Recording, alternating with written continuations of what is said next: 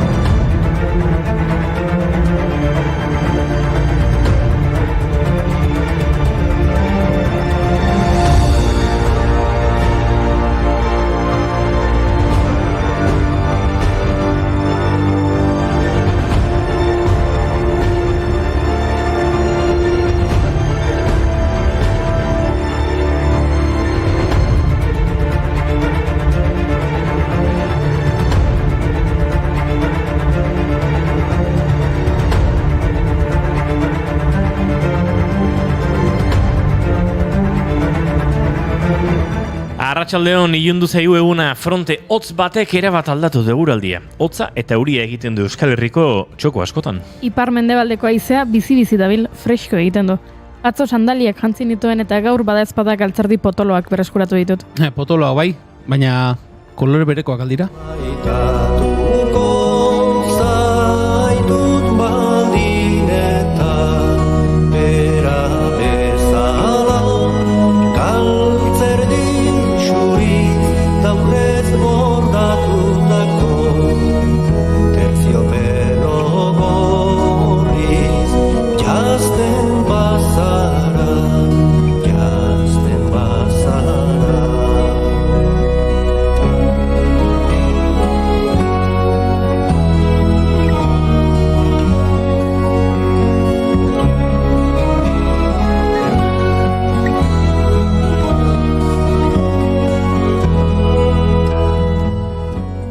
Aspaldi honetan Benitori jaramon egin eta soilik galtzerdi txuriak erosten ditut.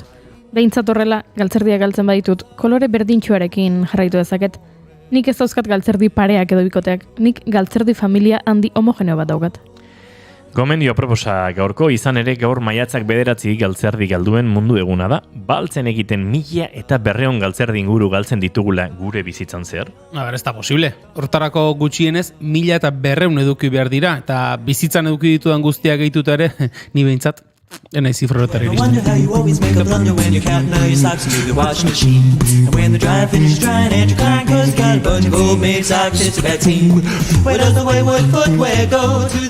Mila 1988an The Bobs taldeak entzuten ari garen abestia sortu zuen, eta bertan honakoa galdetzen dute. Nora joaten dira galdutako galtzerdiak? Ozeanoaren ondora, Txinara, Kubara edo Arubara? Zer gertatzen da Kuban galtzerdiekin? Billy Joelek Keeping the Faith abestian galtzerdiak eta Kuba aipatzen ditu baita ere. Gaurko egunez jaio zen Billy Joel estatu batuar rock musikagile eta kantaria. 1963an bere ibilbidea abiatu zenetik 40 hit baino gehiago sortu ditu. Tartean, nazioartean ezaguna den Pianoman. It's 9 o'clock on a Saturday. A regular crowd shuffles in. There's an old man sitting next to me, making love to his tonic and gin.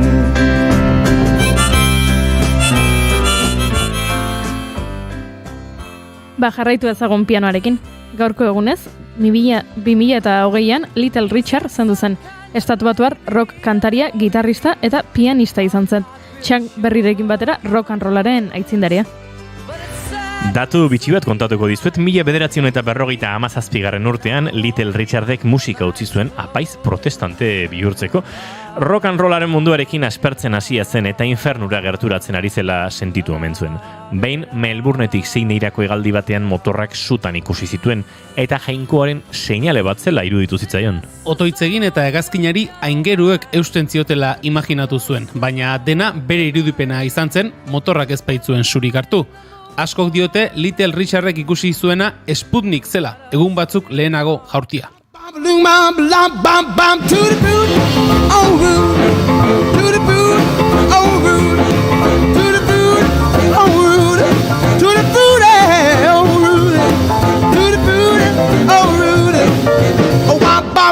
I got a girl named Sue. She knows just what to do. I got a girl named Sue. She knows just what to do. She rock to the east. Galtzerdiekin Kubara, Little Richardekin Amerikako estatu batuetara gerturatzen joan beharko gara, ze gaur maiatzak 9 Europaren eguna da. Gaurko egunez, 1950ean Robert Schuman Frantziako ministroak ikatz eta altzairuaren Europako erkidegoa aurkeztu zuen. Gerora Europar Batasuna sortzea ahalbidetuko zuena. Horregatik ospatzen dugu gaur efemeride bitxi hau. Hala ere, 1985etik ospatzen denarren, ez da jaieguna. Ai, ze tristura. Lanean jolasten ere bai, ez dakidan gauzarik ez diat egin nahi, ere izango aiz zerbaiterako gai, egingo aldiagu iklanetan ikai.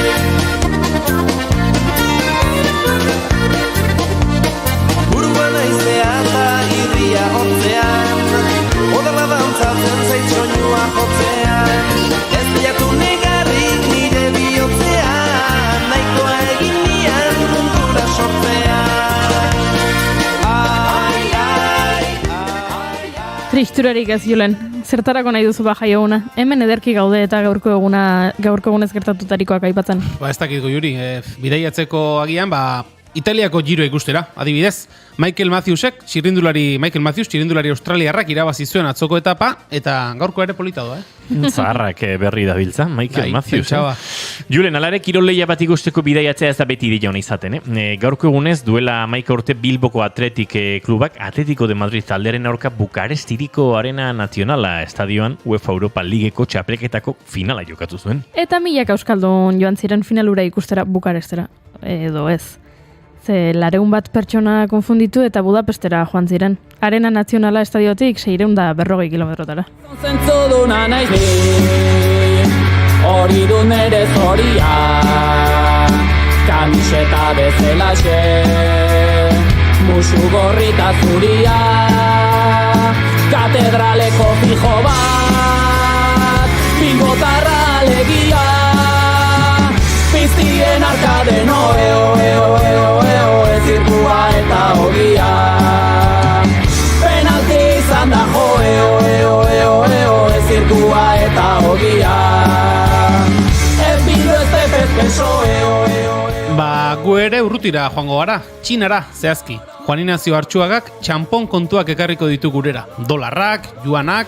Eta Inigo Muguruza bekari buruzariko gara Elkar Argitaletxeak, EHZ Festivalak eta Antxe eta Irratiak musikarien sorkuntza sustatzeko deialdia egin dute. Eta literaturaz aspaldian hitz egin gabe nengoen, beraz, literaturako pertsonaien izena duten gaixotasunen zerrenda osatu dizuet. Esan bezala, jantzi galtzerdi potoloak oztu baino lehen. Kolore guztietakoak, desberdinak, luzeak, motzak, marradunak. Gaur maiatzak 9 ditu, eta asteartea da. Dagoeneko kafemakina prest dugu, beraz, zatozte gurekin ongi etorri guztioi, naiz irratira, bigarren kafean zarete.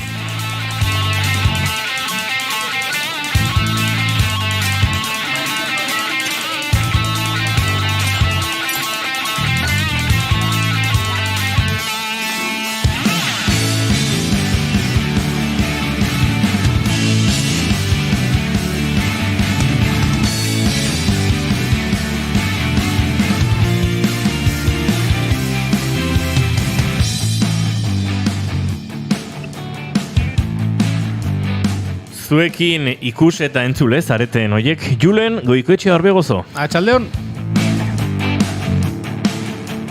Zuekin entzule eta ikusle zareten oiek, Goiuri Ezeizarandia. Arratsaldean. Eta hemen izketan ari zaizuena, Inigo Asensio Elurbide naiz. Gaur bigarren kafeak 582 du, maiatzak 9, arratsaldeak 4 eta 14 minutu, gu 3, urrengo 2 orduetan zuekin bat egiteko prest, ongi etorri, naiz irratira, bigarren kafera.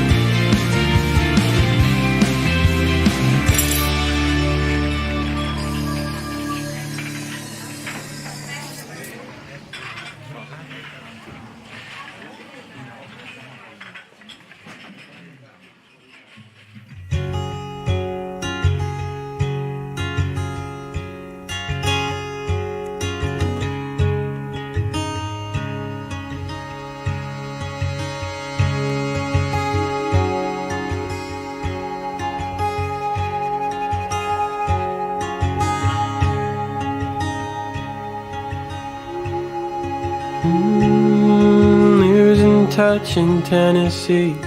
Freedom's got the best of me. Goddamn my opportunities. Goddamn this easy living.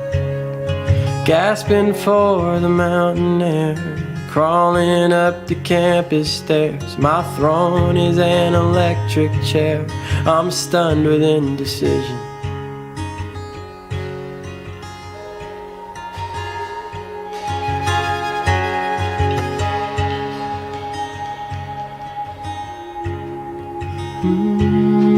Pray for upgrades on my soul. Tearing through an open road. Questioning my moral code and screaming at a windshield. Knowing better all along. Knowing all I know is wrong. Throwing up my alcohol. Am I making this a big deal?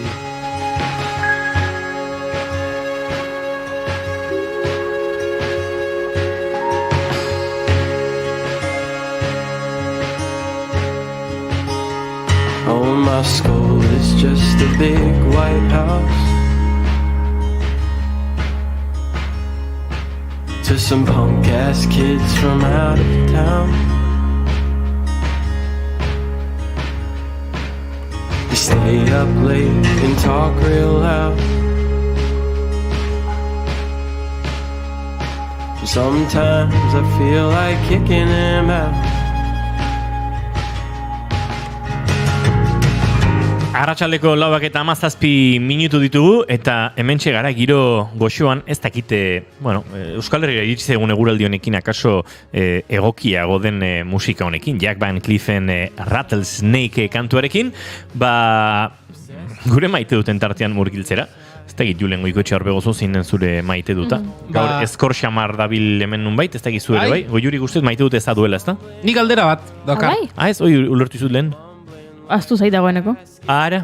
Oinarri zientifiko handia duen galdera bat, hemen aritzen gara, zientziaren inguruan, bigarren kafean, Unai Elordi Hidalgorekin, bikontek egiten dituzten ikerketak, entrenamentuak eta alakoen inguruan. Eta ni garro ingo dizuetan galdera honek, ikerketa horiek guztiak adinako entrenamentua badu, baina nolabait ere herri entrenamentua esango nukena. Herri jakituriaren inguruko oinarri zientifikoa duen galdera bat egingo dizu. Baina entzule entzata edo guretzat? Danontzat. Zetan hori gertatu zaizu eta seguro behin baino gehiagotan egin diozuela galdera hau zuen buruari. Edo ingurukoari. Testu ingurua jarriko dut, gaur Manol Gonzalezek ekarri ditu. Pasta kaja bat ekarri du. Bigarren kafeko laborategi honetara. Ordaindu gabe bainera. Ordaindu gabe ekarri aldu? Hori ez nekien. Bai, ordaindu gabe utzi ditu. Oso. Kontua da, ze arraiogatik geratzen dira beti pasta kaxetan ginda duten pastak, jangabe. Zein da horren arrazoia. Ez baditu inor jaten zergatik egiten dituzte. Erantzun duzu, galdera hori erantzunik eman diozu sekula. Kaja hori 3 astean urrutziko bagenu, pasta berdinak egongo lirateke jangabe. Egia da, ez dakit zergatik baino da. Bueno, akaso, zelako inorri gustatzen. Egiten badituzte izango da norbaitek erosten dituelako. Baina nork erosten dituz, niri pasta kaxa guztietan hor geratzen dira. Inork ez ditu jaten, niri tokatu zaizkidanak, adorrekin ez dut esan egunero jaten dudani pasta kaxa bat, baina norbaiten urtebetetze delako edo dana delako gatik pasta kaxa bat agertzen den momentuan, horiek sobratu egiten dira. Bale, galdeketa egingo dugu. Laginak... Laginak badauzkagu hor sobratuko dira, lasai. Eta erantzun batekin itzuliko gara. Vale. Zure gana. Inteligentzia artifizialak baute du? Erantzunik horrentzako? Ojo, ointxe galdetuko dugu. Adi.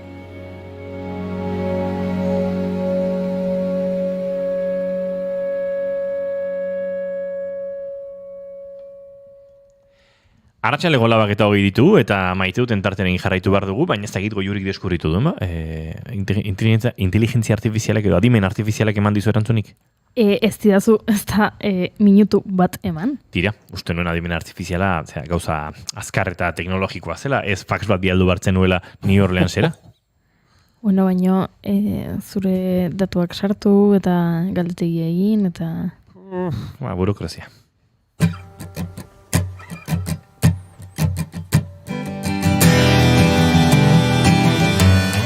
Zira, bitartean nik nire maite duta kontatuko dizuet, ze ez dakit Goiurik bi gauza egitea baduen batera. Maite duta kontatu eta bilakit egin dezakezu Goiuri. Lagunak egiten, Aste eta arratsaldean, Esan nuke ze, Jo. zer dezuzu? A ber, ere xazan, erantzun baietz eta listo, ez? Edo erantzuna ez ezkoa da. Kontatu zuk zure maite dute. Aurreko, zagit, larun batean igandean noiz izan zen errege kopa finala Julen. Larun batean. Larun batean. Antxene bilen Donostian eta hola plan berezirik gabe. Eta piraguarekin olatuak hartzen da. Biltzen naiz, azken aldian asko, bai. Eta zera, banuen nere joa gaztenari eman di orain gitarra jo behar duela.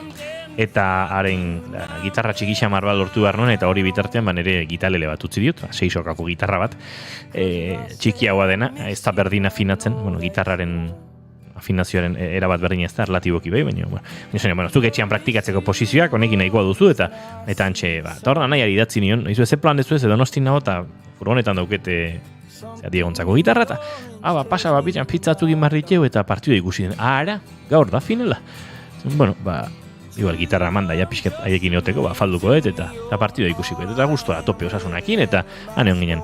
Eta guztuz egidan asko egoera bat, anaiak, anaia Donostiara ezkonduzan, umeak ere Donostian bizi dira, naiz eta ikastetxe euskaldunetara joan, euren eremu linguistikoa ez da, hain euskalduna, baina anaiak euskeraz egiten die, eta gero euren artean egiten dute goga ematen diena, baina anaiak euskeraz egiten die. Eta orduan labakan ginen, eta nik ere aurrekin noski euskeraz egiten dut, ez dut besterik egiten, eta antxe, momentu batean sortu zan egoera bandun, noski anaia eta biok ere euskeraz ari ginen. Eta jendeak pintxatuko du, eta zer du horrek berezitik, nik euskaldun, gurasoak biak erdaldunak ditut, horrek esan nahi du, anaia eta bion arteko komunikazio hizkuntza ere gaztelera izan dela beti.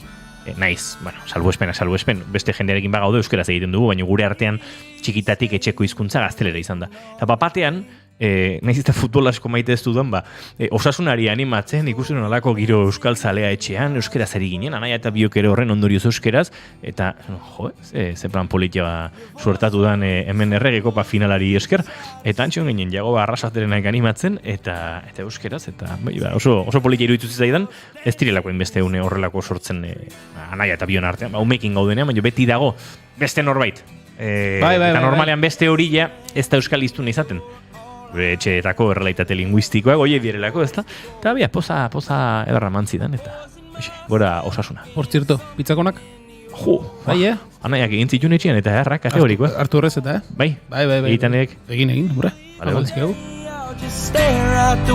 Igual, inbarko jo irauli ez, iketa bioke pizza horren bueltan gaztelera inbarko jo orduan berez izateko ez da? Ni gaztelera zaritza beti du berezia. Kostata ingo jau, Pentsaba.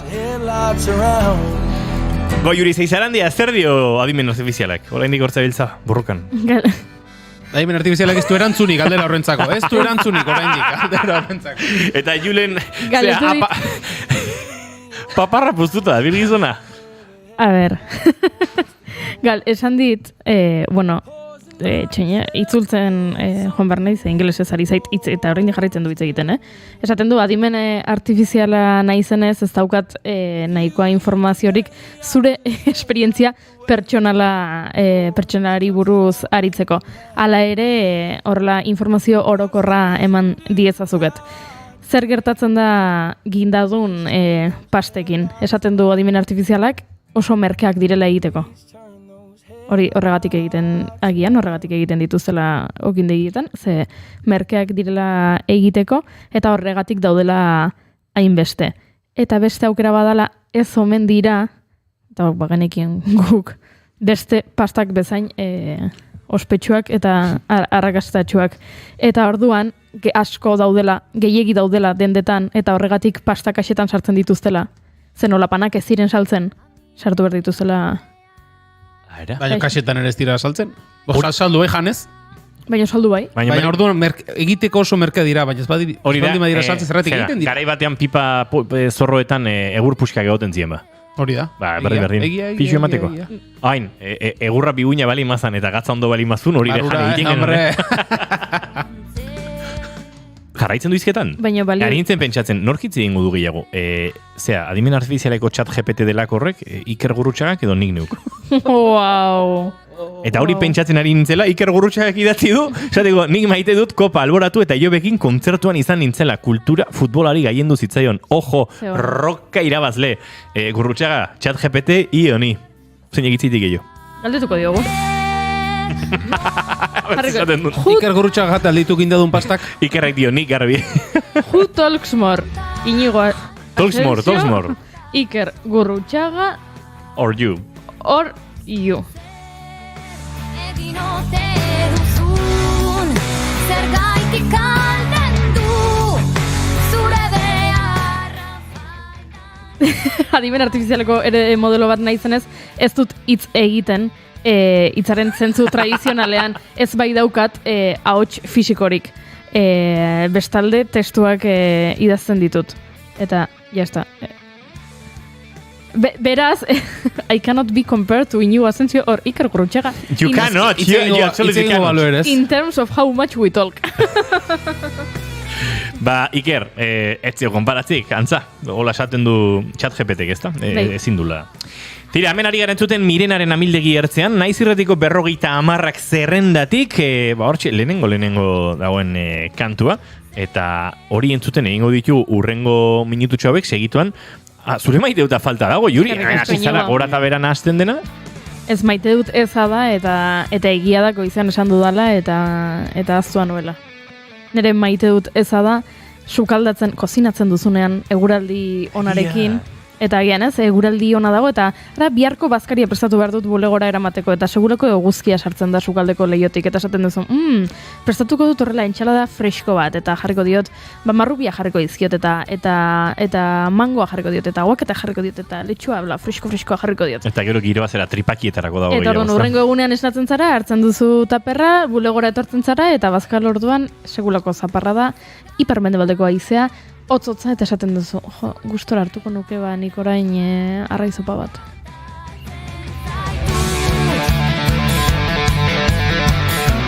Hortik abiatuta, arrainzopatik abiatuta, Julen Goikutxeak egin du alako txiste ilegorri fobiko bat, eta nik beste bat, dena esan behar dugu. Barkatu, ilegorri maite zaituztegu ala ere. Xalo da reakzion bezala, maite zaituztegu oraindik. Ari txistoa jozioten guri beste zerretik bat lehingo. Zaplaztekon bat eman igual. Ondo merezitakoa.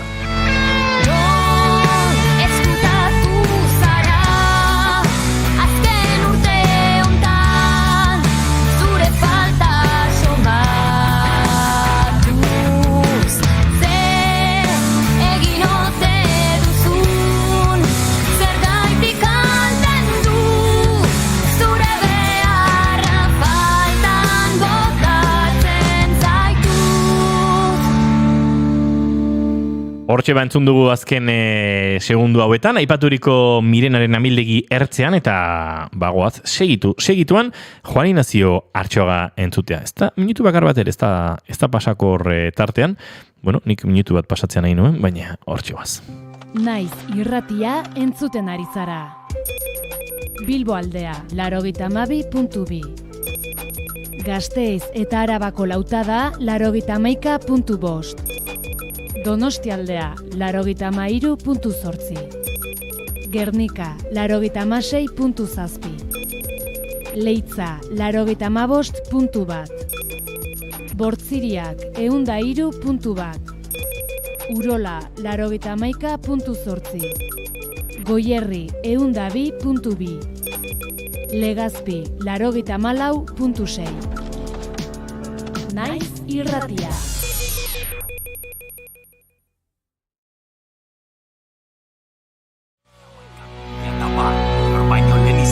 La moneda bazazpi urte doikun bakar bat zeinote oroitzen dena Iraiak 11.000 New York baino lehen izan zen la moneda 17 urte doikun bakar bat zeinote oroitzen dena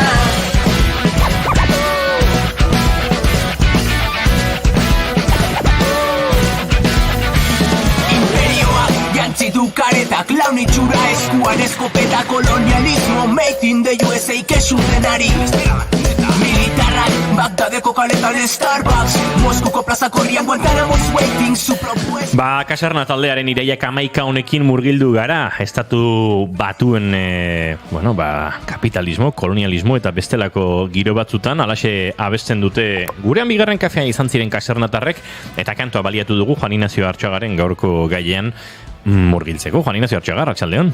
Arratsaldeon. Hemen kontatu diguzu albistegin funtzioarekin.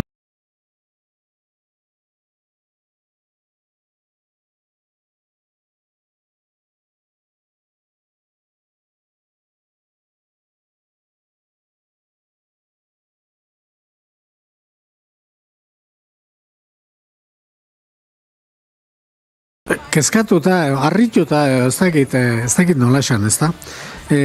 Harrituta ikusita ze dibortzioa dagoen errealitatea eta albistegi kontatzen digutenaren artean. Eta egia esan ez dakit urte batzuk ditugunak oraindik nodoa gogoan dugu.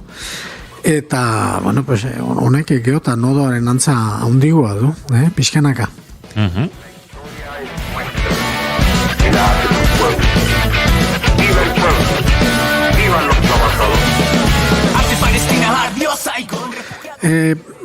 Ni ez naiz mundua konpontzearen aldeko, eta pentsatzen dut albistegietan eta komunikabide publikoetan eta etxeko gauzak bere garrantzi izan behar dutela eta hoiez asko hitz egin behar dela, ezta.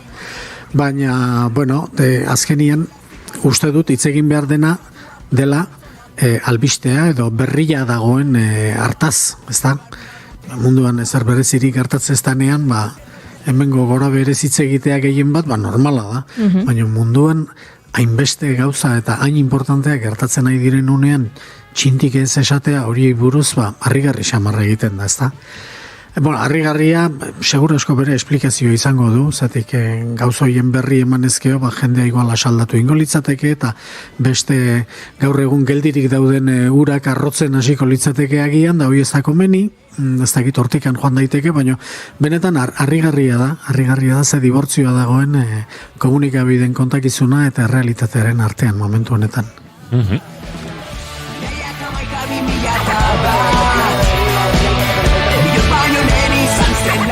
Norbaite pentsalezake, pixkate ez dakit hitza etzaidaterako, Illuminati xamartza duela, ez, horre... Alarmista, bazaudela pixkate, konspirazioaren tesietan, eta tira, ez, albistegiek ez dute kontatzen munduan gertatzen ari dena.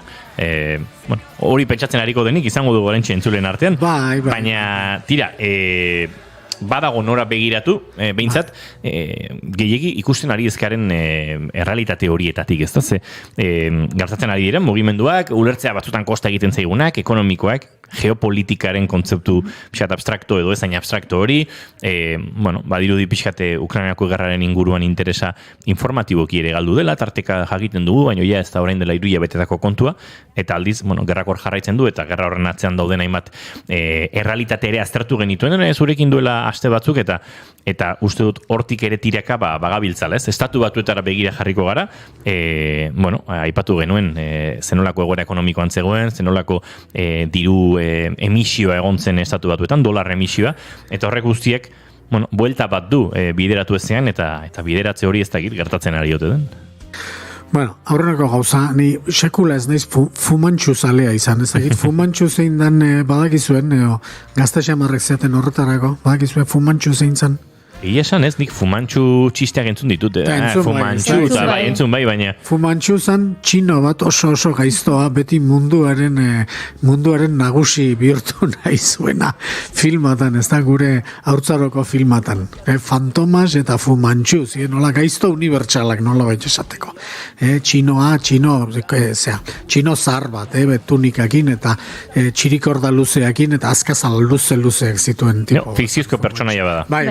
Literatura pertsonaia. Horregatik ni Fumantxu esaten dut, hola konspiranoiko edo esaten ari Fumantxu zalea ez naiz, ez da sinisten hola jendea dagoenik mundua dominatu nahi duena, eta naiz eta geota Eta zalantza gehiago jartzen nahi zaidan horren inguruan, baina, bueno, hau konspiranoikon kontu bat ez dala, erakusten du esate batea, Christine Lagarde ez da Illuminatin artean sartu daiteken pertsona bat, Europako Banku Zentralaren zuzendaria da, eta duela gutxi inbertsoren aurrean eta interneten aurkitu daiteken hitzaldi bat eman du, eta hitzaldi horretan hain zuzen ere geopolitika berriaz eta munduaren orden ekonomiko berriaz hitz egin du, da horrek sortzen dituen kezken inguruan, eta beraz, bueno, Christine Lagardek hitz egiten du, ez dira lau konspiranoiko horri buruz ari dira. Baina dena den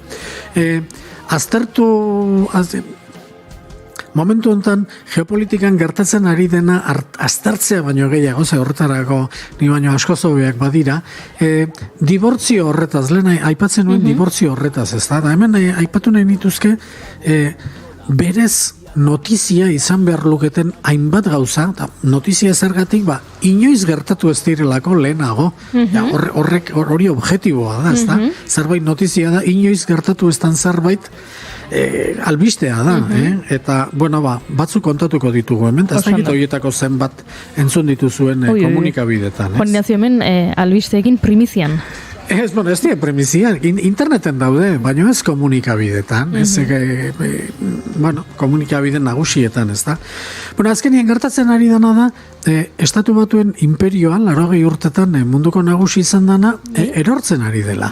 Erortzen ari dela, eta egunero kasik badugu beste kolpe txiki bat erortzen laguntzen duena, ez da. Eta, bueno, ze esango genduke. Txinak egin ditu aldebiko itunak nazio mordo batekin, baina azkeneko 6 hilabetetan.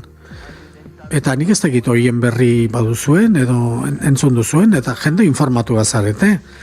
Komunikabidek eta segitzen dituena. Txinak egin ditu... Nik uste dut, zure azken bisitan jarritako arrastoari jarraiki, zerbait jakin dudala, badakit horren berri, baina oso azalean, eta egia esan, interneten bilatu behar, baina bila joan da, egia esan ez da gertzen. Ez da gure eguneroko, ez dakit, inputetan, edo jasotzen ditugun informazio ikoenetan agertzen ez. Txinak egin ditu azkeneko hilabetetan aldebiko itunak, Saudi Arabiakin, Errusiarekin, Brasilekin, Emirerri Batuekin, jende ez dira asko, baina petrolioz asko die.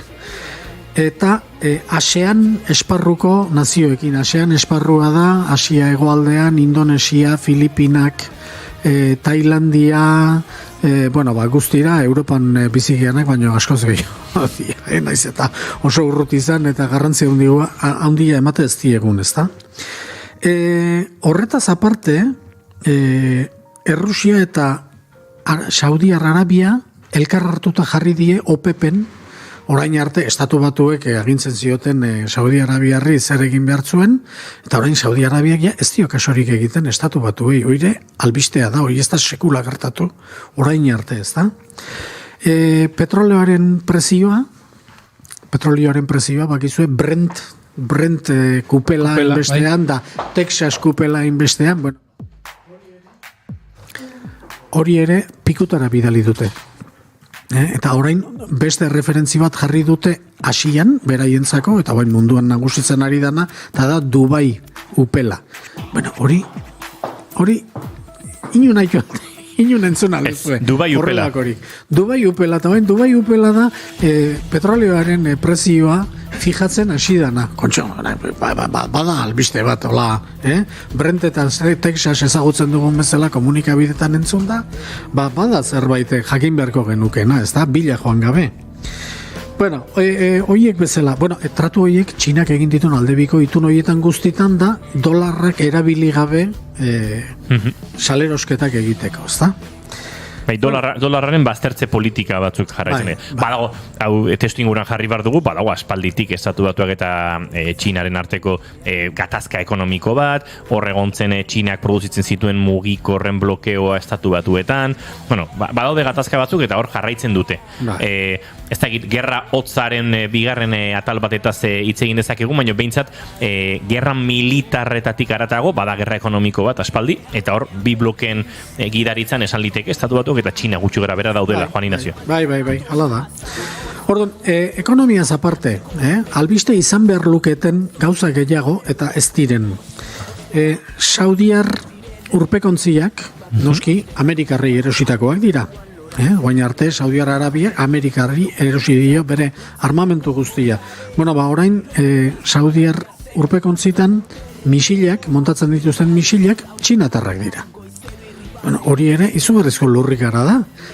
Horren berri, ez dakigu, ez da inonageri.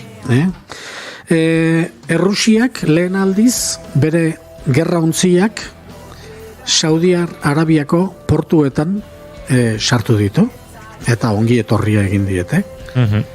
Orain arte, horlakorik etzegoen, Saudiar Arabia zen, ekialdean, estatu batuen aliatu estua, ez da? Bueno, berdin Nigeriarekin, Afrikan, Nigeriak orain arte, estatu batuekin zuen harreman privilegiatua, harman kontutarakotara, orain hornitzaile berria Errusia hartu du Nigeriak. Horrekin batera, Frantziak bere kolonia hoietan Afrikan zeuken oraindikan harreman oso estua, presentzia militarra eta guzti, azkeneko urte bete terdin, bi naziok Frantziari esan diote, ospa, alde mendik ez zaituztegu gehiago nahi, eta bidali egin dituzte. Eta Frantziak ez du galdu du bere presentzia militarra, bai Burkina Fason eta bai Malin. Esango nuke Maliko lehen ministroarekin izan zela, hori ez da informatiboetan, baina saren bitartez behintzat nahiko edatu zen, egon zelako momentu bat nun ministroak Macron isilarazten zuen. Esango nuke Maliko lehen ministroa zela, ez da? Ez, oi Kongoko uste zen. Kongoa egin zantzan, arrazoi. Olako anekdota mordoa, badirudi, mendebaldetik beti lezioak ematera joan izan direla ministroak eta estatu buruak eta orain Ukrainiako gerrak piztu duen elkartasun, beste herri hoien arteko elkartasuna dalata, hau sartzen ari direla, behingoz, benetan sentitzen duna esaten, eta lezioa ematen joan diren azkenekoak, atera die burumakur eta belarriak berotuta, eta bata izan da Macron, baina gero von der Leyeneri berdin egin zioten Txinan. Von der Leyen atera zuten aeroportuan jende guztiaren bidetik, bide diplomatikoa itxita, segurtasun kontrol guztiak eta arko guztien azpitik pasata. Zergatik, moskatu intzielako, etorri zalako, gonbidatuta, eta sermoi bat egin ziela giza eskubideen respetuen inguruan txinatarri. Bueno, holako detailegin bidali zuten gero etxea, ez da?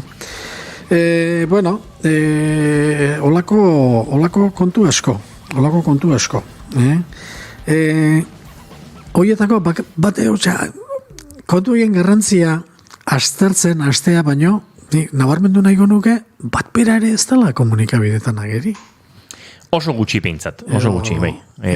Nagusietan behintzat. Nagusietan eta batez ere betikoa da, albistegietan ere, ze momentutan irikitzen diren, ze momentutan kokatzen diren berriak hori ere eman aizaien garrantzien araberakoa da, eta garrantzia hori ere bigarren maila batera, eta posible da, posible ez ala da. Hoietako edozein albiste, objektiboki begiratuta, da lurrikara baten seinalea, lurrikara bat da bere horretan, denak dira, historian lehen aldiz gertatzen dien gauzak, historian lehen aldiz gertatzen den zerbait, albiste nola ez da izango holaxe gaude, bastigute kontatzen da, orduan etortzen dien nodoaren irudiak burura, ez da, realitatea bat da, eta egunero ematen diguten bazka, albiste bazka, beste bat da, zerikusi, haundirik ez duen, ez da.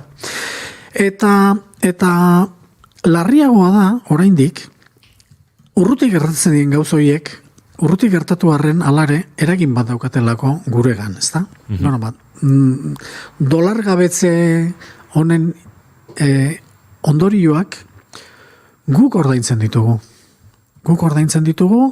Interes tasa altuagoekin eta inflazio altuagoekin. Inflazioa eta interes tasak garai batean izatezian, aktibidade ekonomiko handia dago, soldatak igo egiten dira, inflazioa lortzen da, eta orduan interes tasak igotze ziren hori apaltzeko eta pixkat ozteko. Oraingo eskemak ez dauka eskema zarrorrekin zerikusirikoen inflazioa da, dolarra baliogabeko papera bihurtu baino lehen, dolar horiek repatriatu egin behar direlako. Eta ekonomi sektore horretan gaudenak, sufritu behar dugu, batetikan inflazioa dolarraren balio txikiagoa, leheno esportatu itxezan inflazio hori.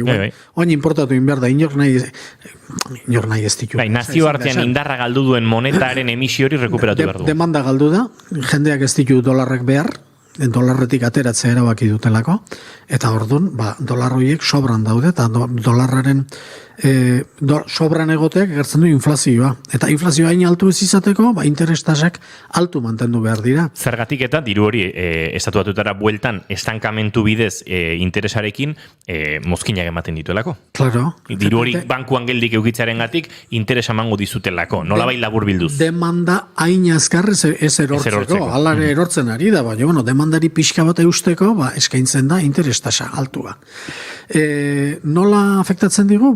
Oain dela 2 egun irakurri dut, hipoteka eskabidea erori dala, baina erori ez amildu egin dala, hemen, san nahi dut, gazteek interes tipo horiekin, ezin dira hipoteka batean sartu, gainetik inflazioa daula beste aldetik, batetik interes gehiago kentzen dizu bankuak, eta bestetik inflazioarekin sobrante gutxigo daukazu prestamo batean sartzeko. Orduan, hipoteka eskabidea erori da, amildu egin. Saia gaitezen hau entzulearentzat pixkate simplifikatzen.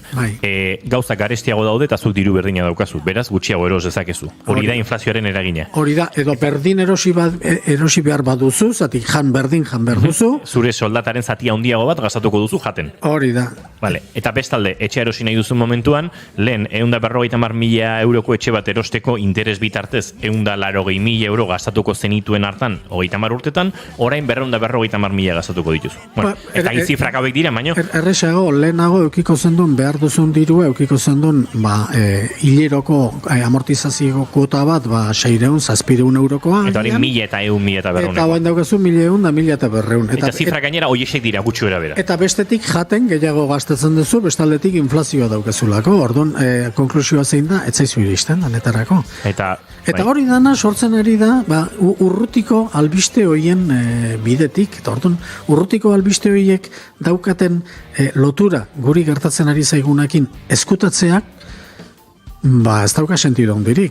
Honek azaltzen du neurri batean Juan Ignacio jendeak esaten duenan, orain, Ukrainiako gerragatik, dena garestitu da, dena Ukrainatik altzetorren, kontua ez da lehen gai guztia, zereal batzuk eta lehen gai guztia Ukrainatik otezetorren, kontua da, Ukrainiako gerrak desorekatu dituela kodigo ekonomiko horiek, eta horrek sortu duela lako inflazioa, eta gatazka horietan ondorioak pairatzen ditugula. Bueno, Ukrainiako gerra izan da pixkate azeleratzaile bat, ez da? Azkenian jendeak zergatik ez ditu dolarrak nahi ez ditu munduan zehar, ez ditu nahi bi arrazoien gatik. Bata, iruzur bat bihurtzen ari zalako. Nik saltzen dizut zuri petroleoa edo saltzen dizut txipak edo prozesadoreak eta zuk ordaintzen diazu hori dolarretan. Eta gero aldi berean aizea dolarren makinai eragin, eta gau zenbat eta gehiago eragin dolar horrek gutxiago balio du. Zenbat eta paper gehiago egin, paper horren balioa jetxi egiten da, orduan, iruzur bat egiten ari zara. Ez dizut gehiago nahi nire txipak edo nire petroleoa dolarretan saldo nahi. Nahi dizut saldu, balioa galduko ez duen zerbaiten kontra, edo urrean kontra, edo guain petroioan txinoek asmatu duten beste horren kontra, ez da?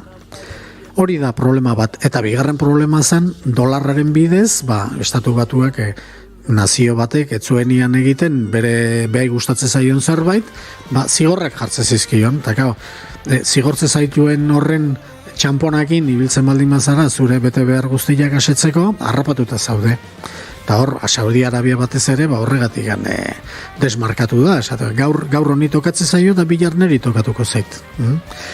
Bueno, horrek danak azkenian eragiten du gure etxean, gure gaztek etxe bat erosteko hipoteka batian sartu ahal ez izatea. Eta hori oso larria da, eta hori nahiko motiboa da gauza hauek gure teleberritan egunero ikusteko. Eta ez ditugu ikusten.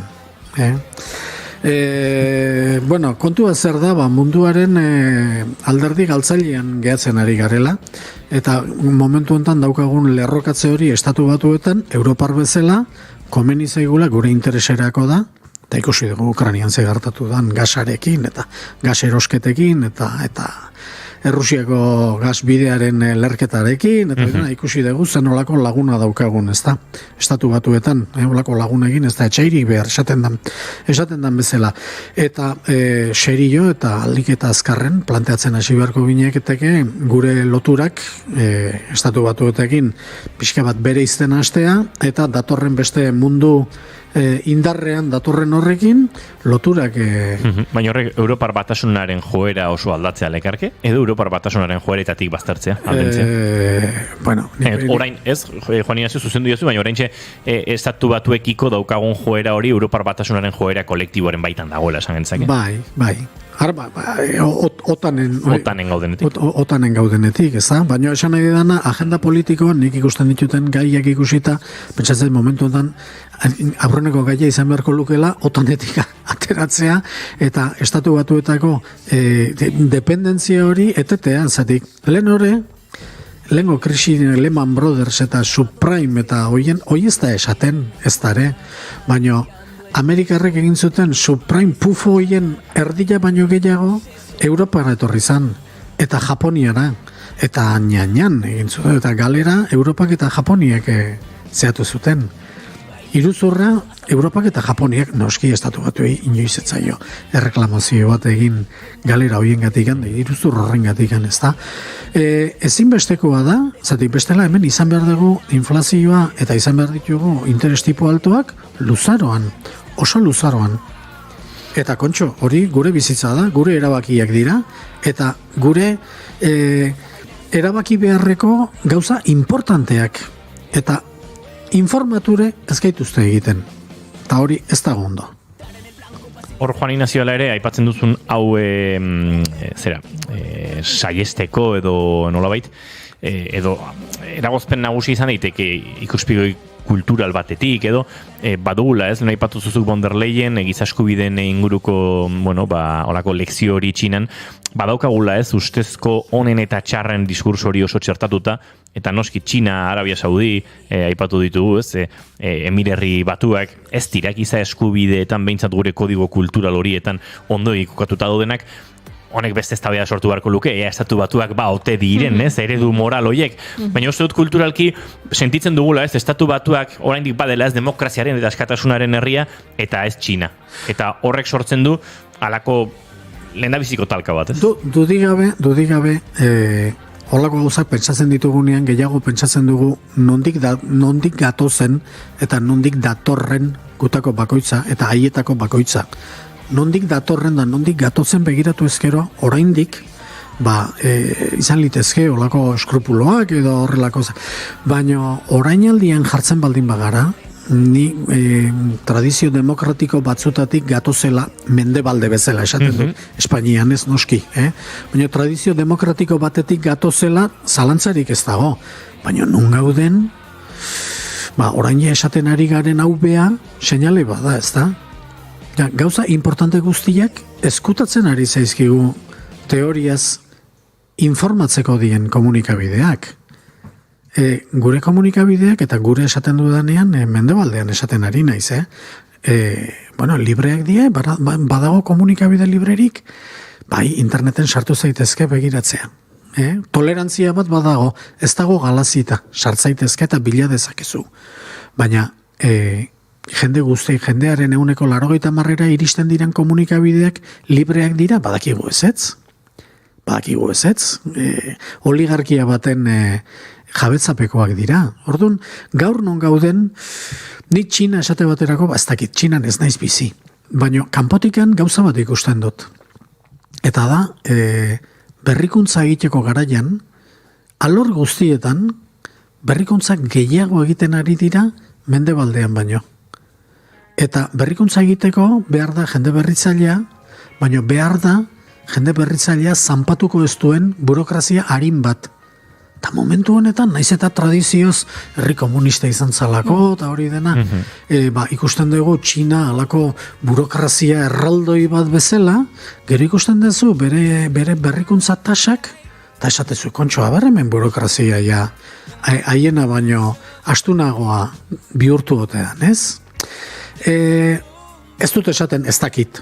ez dakit, baina zantzuak ikusita, esango nuke gauza bada nondik gatozen, batzuk eta besteak, eta bestean non gauden. Eta hori ja ez dut garbi ikusten. Just like she used to do.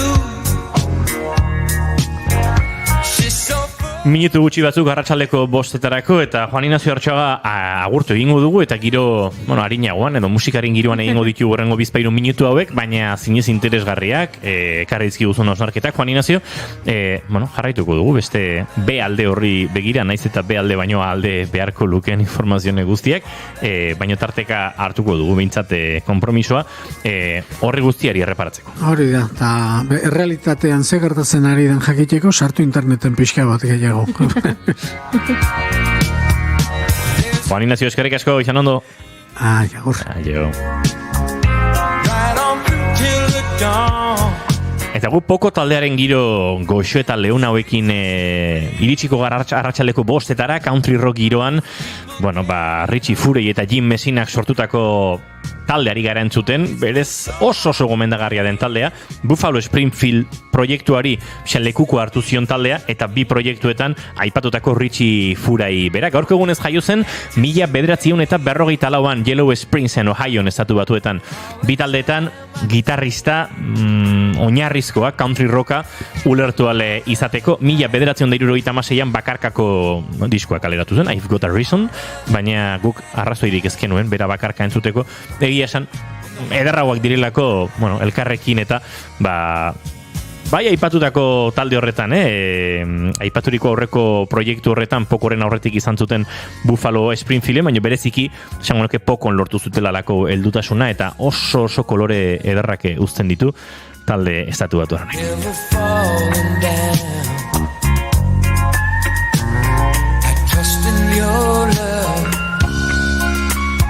Just like I do in this town. Oh, never falling down. Julen, txistea egin nahi duzu? Ez. Vale. Zuk egin gozu, Juli? Julenen txistea? Bai. Julenek egin du txistea. Egin dugu, mikroak itxi eta askatu egin da gizona. Jaio zela. Nola ez ba. Eta, Julen, Illinois? Illinoisen.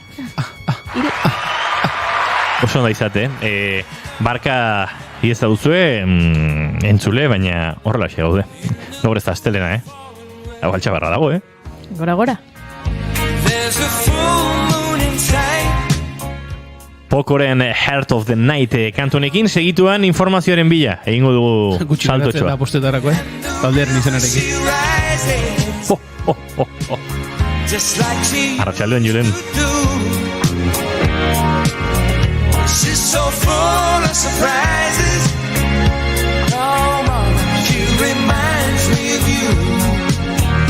Right here in the heart of the night. In the heart of the night. In the heart of the night. Oh, New Orleans. I'm so glad to be back. Please don't wait, don't shake me. If it's only just a dream. 'Cause it's the only place I can face. It makes me feel so right. Below that Dixie moon and loving you in the heart of the night.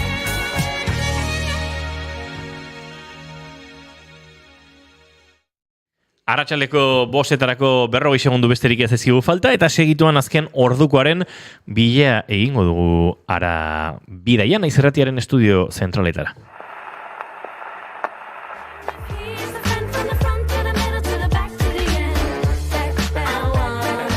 Gramofonoa.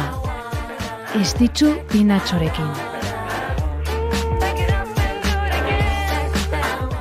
Karo Emerald 2007an egintzen ezagun Back It Up izeneko bere lehen single honekin. Eta urte batzuen ondotik 2010ko urtarrilan kantu hau barne hartzen zuen bere lehen diskoa kaleratu zuen. Arrakasta handia izan zuen eta berehala letu zen Herbeheretako disko salduenen zerrendetara. Hainbat lan kaleratu ditu ondotik, bino egia da, aspaldian ez dugula bere bertze albumen baten berririk izan. Ea ba, laizter sorpresa pozgarriren bat hartzen dugun. 42 urte gaur Karo Emeraldek.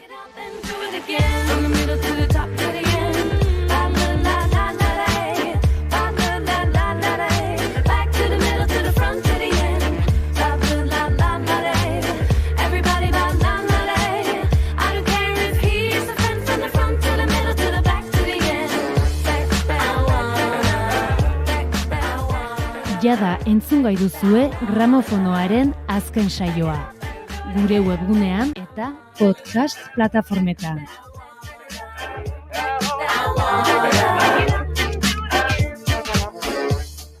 Arratsaleko bostak ditu eta bagoaz naiz irratiaren estudio zentraletara esan da bezala, azken ordukoaren bila Xabier Kreu eta Arratsaldeon. Arratsaldeon Inigo, arratsaldeon entzule. Ikastolen elkarteak Lakuako hezkuntza sailak berriki ezagutarazi duen lege proiektuaren balorazioa egin du. Balekotzat jodu legea, baina Lakuari agindu eta dekretu bidezko gobernantza albidetzen dion legearen aurrean daudela uste du eta hori alde bakarreko politika dela dio. Hezkuntza legearen proiektuari gabezian nabarmenak ikusi dizkiote, baina balekotzat jodute. Koldo Otegitu. Balekoa den lege baten aurrean gaude. Baina, gobernuari dekretu eta agindu bidezko gobernantza albidetzen dion lege baten aurrean ere. Ikastoletatik unibertsitaterako sarbide froga ekainak 7, 8 eta 9 burutuko da. Froga, pandemian ezarritako ereduari jarraipena emango dio, erantzuteko aukera gehiago eta testerako galderekin. Aurtengoa, aurreko hezkuntza ereduak jarraitzen duen azken proba izango da 2024an, aldaketa handiak aplikatuko baitira formatuan. Espainiako unibertsitateetako errektoren konferentzian bilduta dauden 51 bat unibertsitatek, horien artean EHUk bidera ezina ikusten dute selektibitate berria 2024an indarrean sartzea. Lan esparrutik 500 irakasle erretiratuk elkarretaratzea egin dute Sabinetxearen aurrean. Lakuako gobernuari erretiro aurreratuagatiko konpentsazioak aurre ikusten zituen lan akordioa bete dezala eskatzeko. Kaltetuak 2632 pertsona dira eta beren eskubideak erreklamatzen dituzte aldeko epai bat dutela. Gainera, honen inguruan, 6etan informazio gehiago emango dugu. Eta bestalde, lan hitzarmen berri baterako gutxieneko aldarrikapen batzuk adostuta, 4 greba egun deitu dituzte sindikatuek Lasarteko Michelinen. Lehen 2 greba egunak ekainan izango dira, eta beste 2 uztailean. Datorren maiatzaren 11an, ostegunarekin bilduko da berriz hitzarmenaren negoziazio maila, eta enpresako zuzendaritza soldatako betzeko konpromisoa hartzera bultzatzeko asmoz, mobilizazio egutegi bat adostuko dute sindikatuek. Eta Euskal Errepideetan 3 kilometrotako autopilaketak izango ditugu, AP8an, 35. kilometroan, Orion, Irungo norantzan. Herri bat itxita izango da. Eta honekin bukatuko dugu eta atxaldeko 6etan gogoratu izango garela bueltan informazioaren ariaren 3. edizioan, urren arte bitartean. Eskerrik asko bat Xabier Kreu eta arratsaleko 6etan gertutik jarraituko dugu azken orduko informazio hori. Gu bagoaz aurrera hemen bigarren kafean.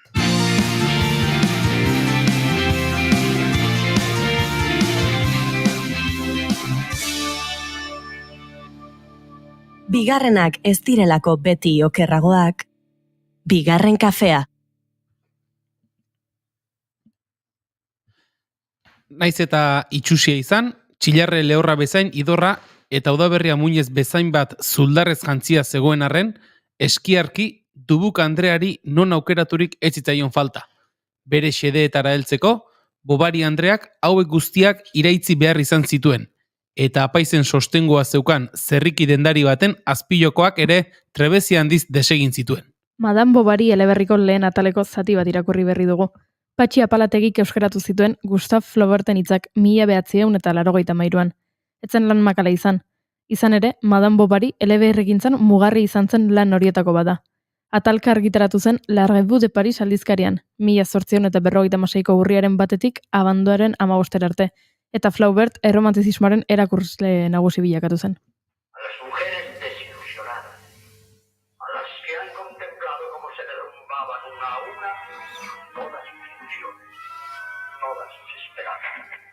Me he despertado triste como ayer,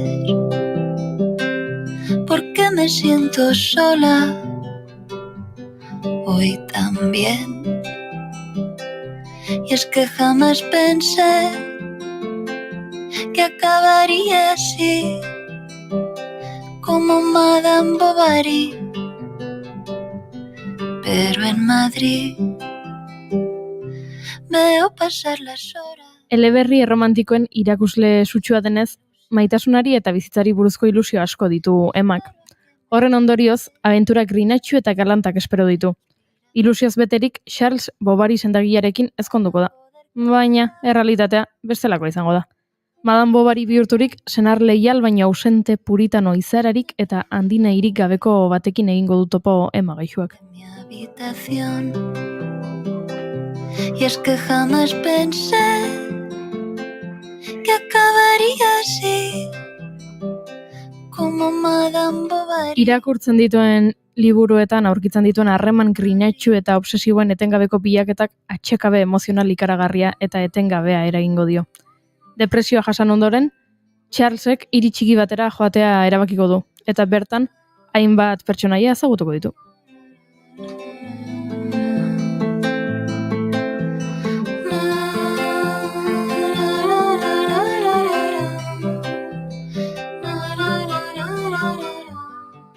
Badakizue Flauberten pertsonaia honek patologia psikologiko bati izena eman diola. Madame Bovarytik abiatuta bovarismoa sortu zuten. Alegia, ilusioaren eta errealitatearen arteko kontrastre frustragarriak eragindako atxekabetasun kronikoa. Zuk espero duzunean bidaia hau izango dela sekulakoa eta ze polita, ze telebistan ikusi duzu, Parisen dena dela erromantikoa beti dagoela eguzkia eta zoragarria dela eta dagoela musika beti kalean eta musu asko emango dizkizula zure bikoteak, eta ara iristen zara eta konturatzen zara badela hiri bat beste hiriak bezala, metroa zikina dagoela. Hor badu definizio laburrago bat ere. Zer? Zapla. Bale, zapla gustatzen zaitez, horrela inguruan eta erabiltzeko zapla. Baina psikologikoki beti gertatzen zaizunean, ez dakit beste izen bat behar du. Ja, zapla. Edo bovarismoa. Asko zabeto. Bai, zapla izango litzateke... Herri txikietan zapla. Bai, baina hori da behin gertatzen zaizunean. Bovarismo... Igo esan duena. Zapla. Ire bizimodu hacemos zapla. Jarraitu, Yuri, jarraitu. Lotxagabeak zeaten. Pixka bai. Ez, baina badago jendea hau etengabe gertatzen zaiona. Hau da, irakurri ditu hainbeste liburu maitasunari buruzkoak, gero espero duela bere bizitzan maitasuna izatea, pelikuletakoa eta liburetakoa bezala, eta denok dakigu errealitatea ez dela horrelakoa. Eta errealismo horrekin talga egiten du etengabe. Hori da.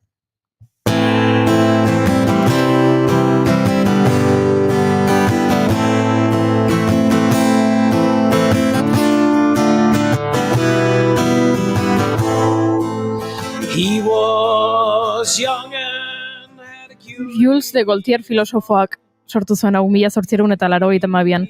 Berak deskribatu zuen lehen aldiz psikopatologia hau, eta emari egiten dio referentzia liburuko protagonistari. Berak afektuzko atxekabetasun kroniko bat deitu ziona pairatzen duen pertsonaren estereotipo perfektua irudikatzen duelako. Eta esan bezala zer gertatzen da, maitasun ideal horren bilaketak bikote harreman baten pertzepzio realizarekin talka egiten duela. With his art, he directed his fate. A portrait he painted like none before. Baina badakizue ez dela patologia bati izena ematen dion literaturako pertsonai bakarra? Zein gehiago ditugu? Entzuten ari garen abesti honek agian pista bat eman dizue. Ze Dorian Gray sindromea ere existitzen da. Ara. The story of Dorian Gray. Ezagutzen duzue Dorian Gray? Bueno, ezagutzen ez duenarentzat Dorian Grayren erretratua liburuko protagonistak bere arima deabruari saltzen dio ez zahartzeko. Oscar Wilden pertsonaiaren betiereko gaztetasunarekiko obsesio horrek itxura fisikoaren muturreko kezka eta sartzera egokitzeko zailtasunak ezaugarri dituen arazo psikologiko bati ematen dio izena. dismorfofobia izeneko nasmendu baten parte da. Eta pairatzen duenak ez du jasaten bere itxura estetikoari, batez ere aurpegiari, adinak eragiten dizkion akatsak. Hau da, zuk esaten duzu, bai, sartzen ari naiz eta aldatzen ari naiz, eta nire gorputza aldatzen ari da, eta nire aurpegi aldatzen ari da. Zuk onartu dezakezu, edo pentsatu dezakezu, ze pena ederragoa nintzen, gazteagoa nintzenean, edo lehen zimur hauek ez ninduten kezkatzen. Baina badago jendea etengabe horrekin kezkatuta dabilena, etengabe hori konpontzen saiatzen ari dena, eta ezin duenak bere bizitzarekin aurrera egin eta bere egunerokotasuna oztopatzen diona kezka horrek. Kezkatik ere haratago doana, ez? Hori da.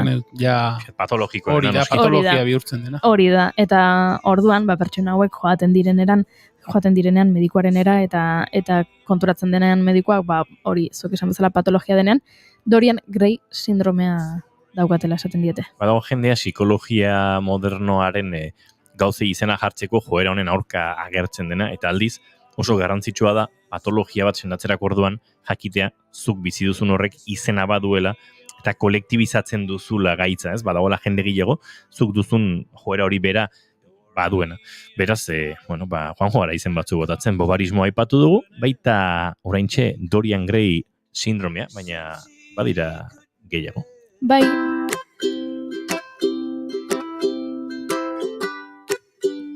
Sindrome zaratago, psikologian erabilitako beste kontzeptu batzuk izendatzeko ere, literaturako izenak hartu dituzte. Adibidez, badakizu zer den Polianaren printzipioa? Ez. Nik gaur deskubritu dut, egia esan.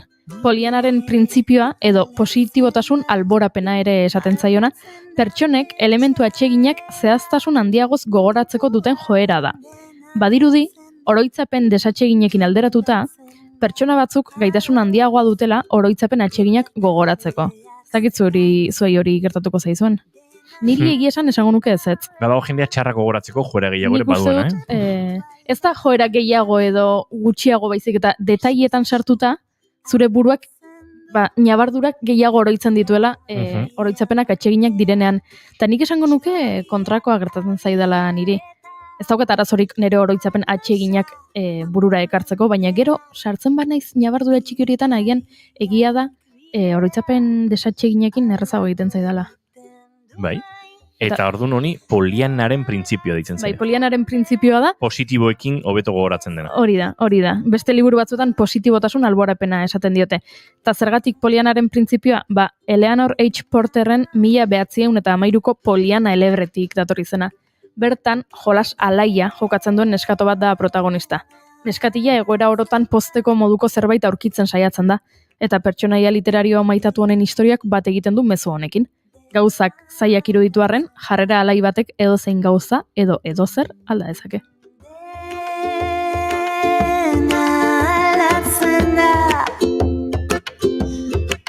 Gau ez aldatzen da aldez, euskiaren sarea, uda berrian soinekoz, aldatzen da landarea.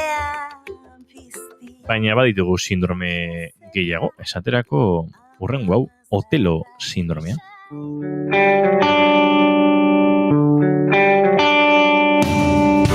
Bertzean topatu ditut poesia, kantua eta desioa, Elosko gordetako leroa, are fidelaren bozera behan.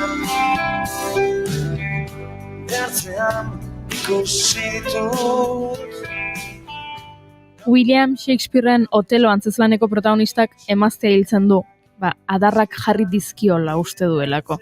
Baina badakizu eratzarrak zer esaten duen, ez? Usteak erdi ustel eta antzezlanean emazteak ez dizkion inoiz adarrak jarri.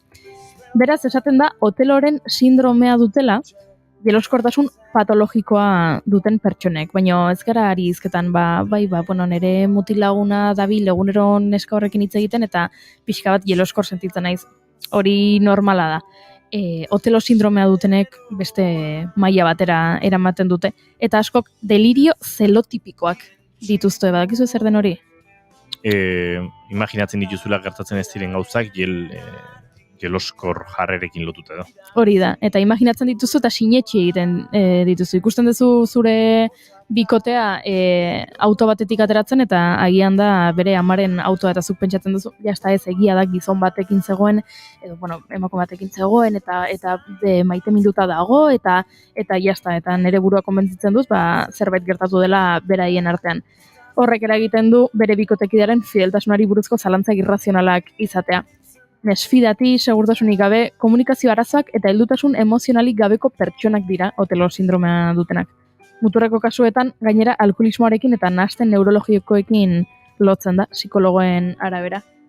Beraz, kontuz, Otelorekin. I'm a jack nortean gaur naiz endreduan Izki jorzean zaiago Baina gehiago baditugu. Asko dira, beraz. Loti ederraren sindromea adibidez.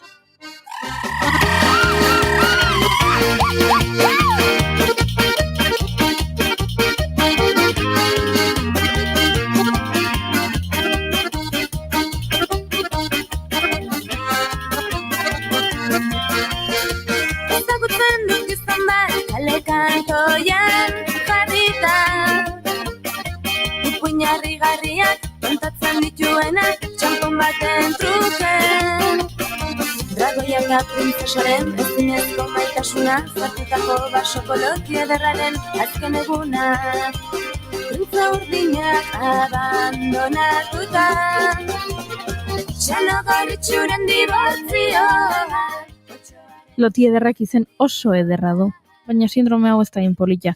Kleine-Levin sindromea, edo loti ederraren sindromea ere deitua, parasomnia neurologiko arraro bat da. Eta honako ezaugarriak ditu.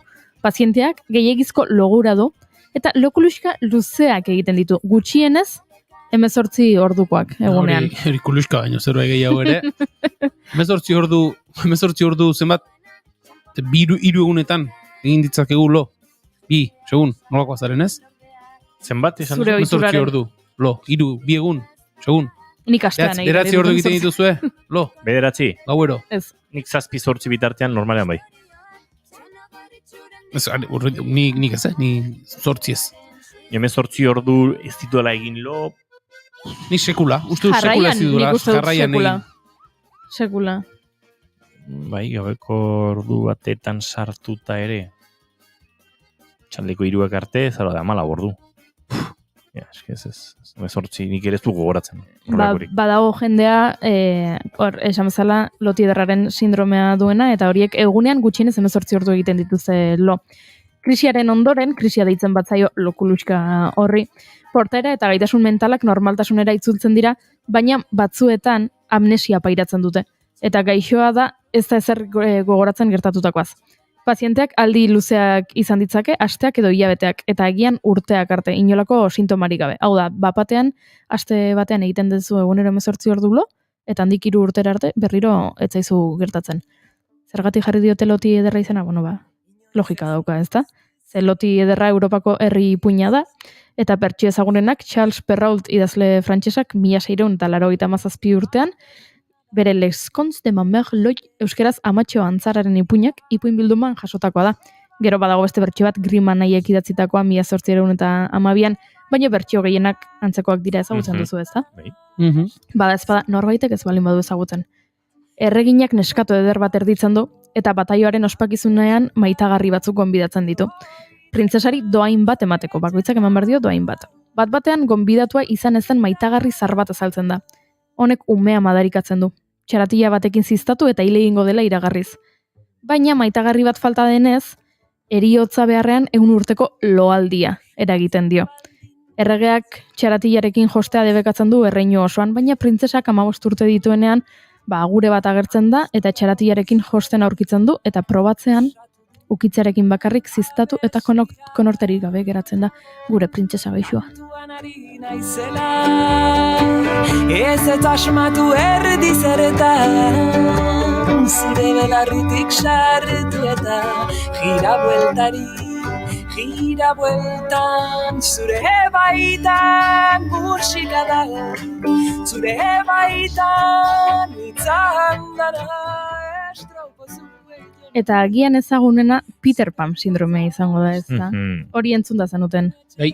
Nik behintzat askotan entzun da daukat eta uste dut ezagunena izango dela. Orokorrean gizonei ere egiten die, haur edo nerabe gisa jokatzen duten pertsona helduak izendatzeko erabiltzen da Peter Pan sindromea. Pertsona hauei zaila egiten zaie heldutasunarekin lotutako rolak bere gain hartzea. Ez bakarrik familiari dagokionez, baita batzuetan lan munduan edo bikote harremanetan ere. ¿A qué me habré hecho mayor? Que algo nuevo ha tocado este botón para que Peter se largue.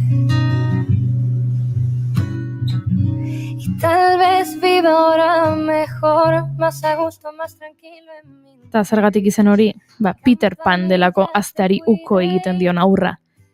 Nunca jamás herrialdean bizi dena, abenturaz, maitagarriz, pirataz eta betiko beste aur batzu inguratuta. Vas persiguiendo como un trueno para darme ese relámpago azul. Ahora me gritas desde el cielo, pero te encuentras con mi alma. Conmigo ya no intentes nada, parece que el amor me calma. Baina badakizue ezagunena izan arren, ez dela sindrome ofizial bat. Ez? Ez, eta ez da agertzen nahasmendu mentalen erreferentziazko zerrendetan. Baina oso ezaguna egin zen 1983an Dan Cayley psikologo estatubatuarrak liburu bat idatzi zuelako Peter Pan sindromea deiturikoa. Eta ezagunena izan arren esan bezala, ez da existitzen. Ere?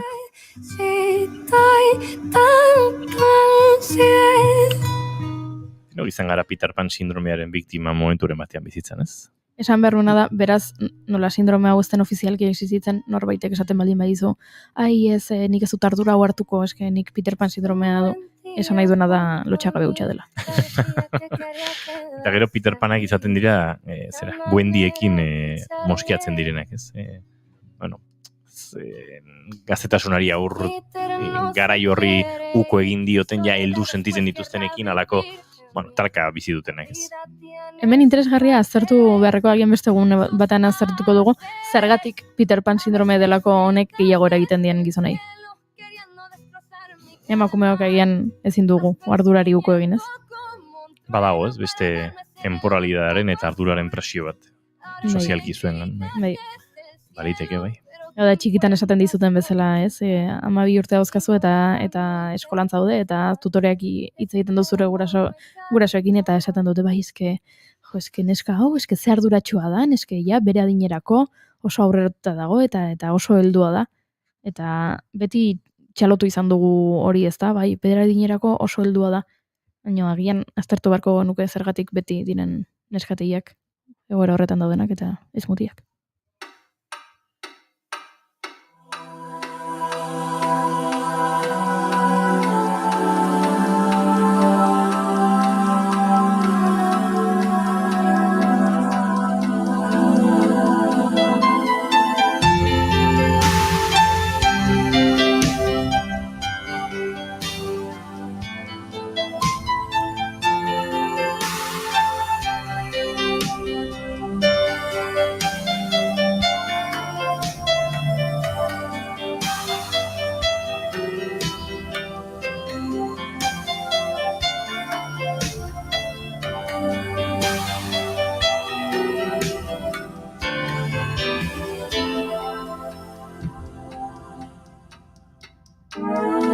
Si Peter Pan viniera a buscarme una noche azul,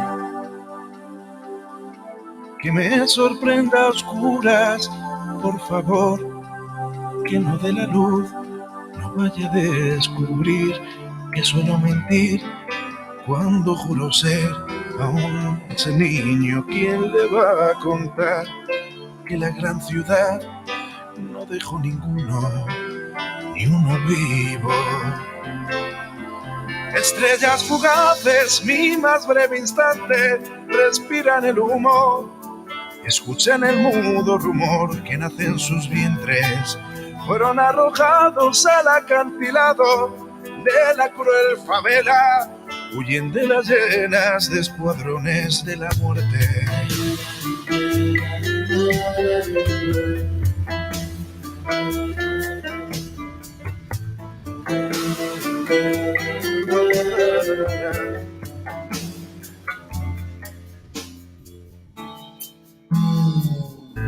Si Peter Pan viniera a buscarme una noche azul, que se extingan los soles, ¿dónde diablos te esconderás tú? Mowgli coserá botas en Ceilán, no escuchará rugir de noche a Bagheera. Tom Sawyer reirá tras el humo del crack, sin esta redada logra salvar la vida. Si Peter Pan viniera a buscarme una noche azul, que no sorprenda a oscuras, por favor, apaga la luz. Si quieres evitar que en la tempestad le queme la fiebre de niños ancianos. Literaturak asko eman dio, psikologiari eta psikologiako hainbat egoera, sindrome edo gaitz izendatzeko, eta alderantziz hainbat sindromek ere eman dute, edo lehenengo literaturan egondakoek gero sindrometara eta sindromeetatik musikara. Ismael Serranok baliatu zuen, Si Peter Pan viniera kantoa egiteko, La traición de Wendy izeneko diskoan, hor dabil, etengabe, haurtzaroaren, gaztaroaren borroka horretan, eta traizionatzen ote dugun gure iragana, eta euskalo, egin ditzatela kantu asko, horregi esker.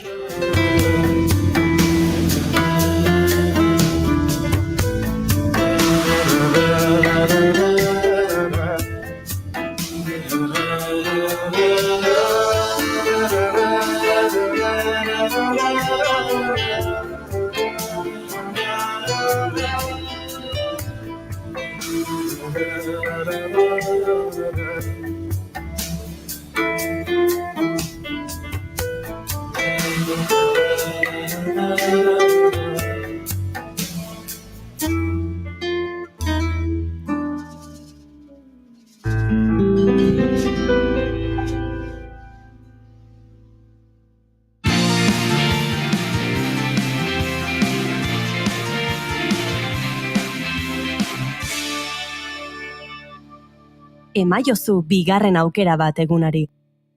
Naiz irratian, bigarren kafea.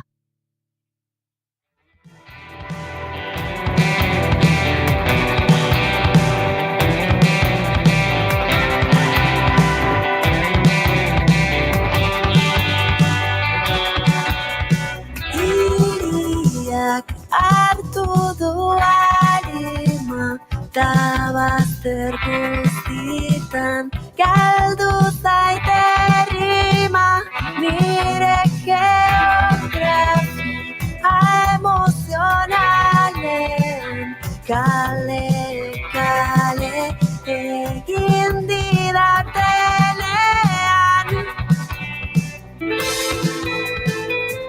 Laizer izango da gurean Andres Kamio Jitu, lehen ere aurreratu dizuegu, Inigo Muguruza bekaren inguruan aritu behar genuela arekin, eta adi, sortzaile, batez ere musikaren giroko sortzaile zaretenok, talde hasi berri bazarete, talde ez hain hasi berri bazarete ere bai, zuen proiektu hurrengo hilabetetan grabatzeko helburua bazenuten, proposamen ederra ekarriko du Jituk, Julen, eta bide batez omenalditxo bat ere, egin dio TPK honen bitartez Inigo Muguruzari. Bai, hala da, zuk esan bezala, euskaraz beste inon argitaratu edo beste lehiaketaren batera aurkeztu ezten edo zin egitasmo, aurkeztu izango da, ikainaren 30, gero berari galdetuko digu, berak azalduko digu, baina ikainaren 30 bitartean bidali litezke lanak, eta zuk esan bezala, Elkar Estudioan disko bat grabatzeko aukera, eta horrekin batera, 2024ko Euskal Herria zuzenean festivalean, kontzertu bat eskaintzeko aukera izango du, beka hau irabazten duen taldeak, beraz, datozen minutuetan Jitu kontatuko digun hori guztia, tentu zentzuteko modukoa. Segituan izango da jitu gurean, baina hemen gabiltza, pentsatzen zer egin gure bizitzekin, maiatzeko egun euritsu batean, bada gazteleraz esaldi bat, esaten duena, martxoan maiatz giroa dagonean, maiatzean martxo giro izaten dela. Cuando en marzo maiean, maio martzea, eta horrelako zara asko daude. Bueno, ez da, ginik martxoan alako maiatz izan genuen, maiatzaren nahiko txukuna izan dugu orain arte, baina tira, guzkia dator, eta guzkia barkatu, euria dator, eta badirudi egun batzutarako datorrela euria, ez da? Bai, aste honetan behintzat, bustitik eman dute, egia da azken aldian euri iragarpena egiten dutenean ere ez duela, sekulako zaparradarik eta botatzen, baina bai, hemen gaur egunean zehar ikusi ditugu, zaparrada eder askoak, Tolosa inguru honetan, eta badakigu Euskal Herriko beste puntutan ere, euritarako joera hartzen ari dela eguraldia, eta ja udaberri eske gauden honetan, eta egun luze hauek, eta urteko egun luzeenak ere gerturatzen ari direnean, horrelako eguraldia ikusteak.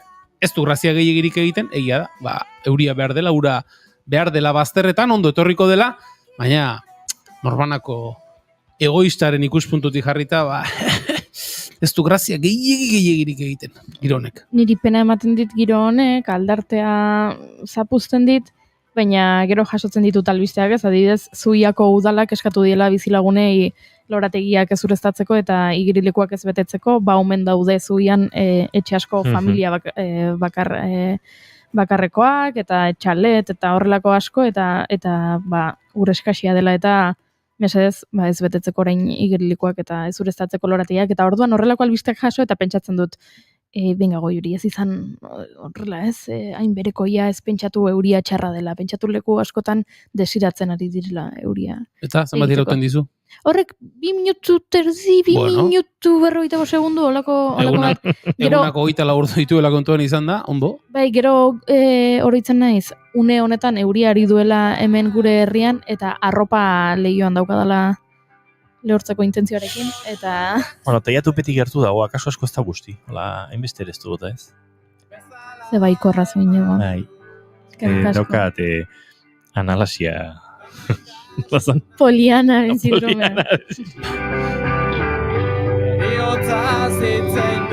Egia esan hau berri hon bezala hartu behar da. Maiatzean horrelako euria este izatea, Euskal Herriko hainbat txokotan dauden lehorteagoerekin, pixka txiste modu hartuko zuen, mendiaren berdea aldatu egiten da. Hemendiken astebetera berriro guzki ateratzen denean beste bertasun bat dure inguruak eta baita ere egia da, akaso neguan giro honekin ez, mendira joan edo horrelako paseo bat ematea joate horrek hotza eta euriarekin pereza handia ematen du, baina orain hotza handirik ez du egiten, neguan baino gutxiago egiten du, eta mendira joate mazara eta busti bat hartzen baldin baduzu ere, gero etxera etorrita ez daukazu, ozteko horrelako arriskurik, eta aldian behin horrelako busti batekin hor mendian plistiplaste ibiltzea ere, gauza derra izaten da. Gauza derra hori bai begiratu ondo, ekaitzik badagoen, bai mendira, bai itxasora, batez ere, bai mendira eta itxasora atera barra baduzu horrelako ekaitzekin, nahiko egoera atraketxean edo egoera ezerosoan, arriskutsuetan ere egon zaitezketelako, baina bai, normalean, egualde honekin mendian ere eharki bil zaitezkete.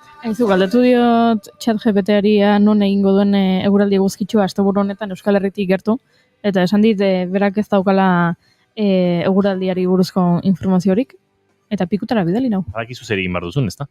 Meteoblun sartu. Meteoblu aplikazio zoragarria da. Niri Jon Lize gomendatu zidan, da inoiz aipatu dizuet hemen. Eta entzule, bigarren kafean dena kontatu zaleak garelako, kontatuko dizugu zer ari den gertatzen.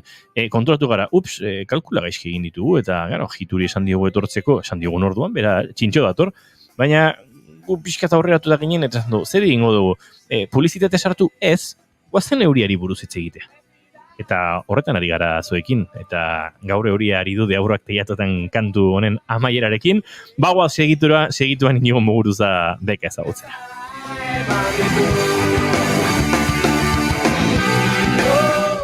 Diote sinzeriadea, zintzutasuna gainbaloratuta dagoela, baina ez daitezke jatu, hemen egi guztiak kontatzen dituguta. Bueno, denak ez, baina, gehienak. Busti egiten gara, euriarekin.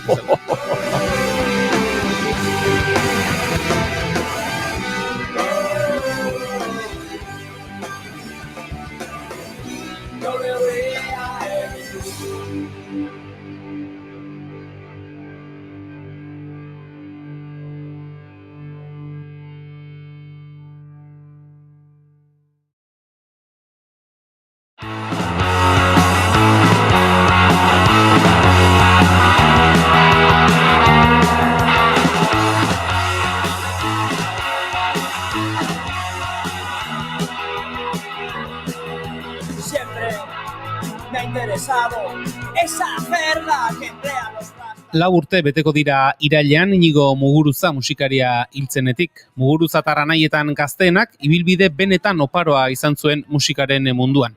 Gerora beti mugan izango zen Deas Band, Kortatu, Delirium Tremens, Negu Gorriak, Joserri Piau, Lurra eta Iruleike izan ziren Inigo Muguruzaren bidaia musikaleko geltokiak eta kasu askotan sustrai sendoak errotu zituen proiektu horietan.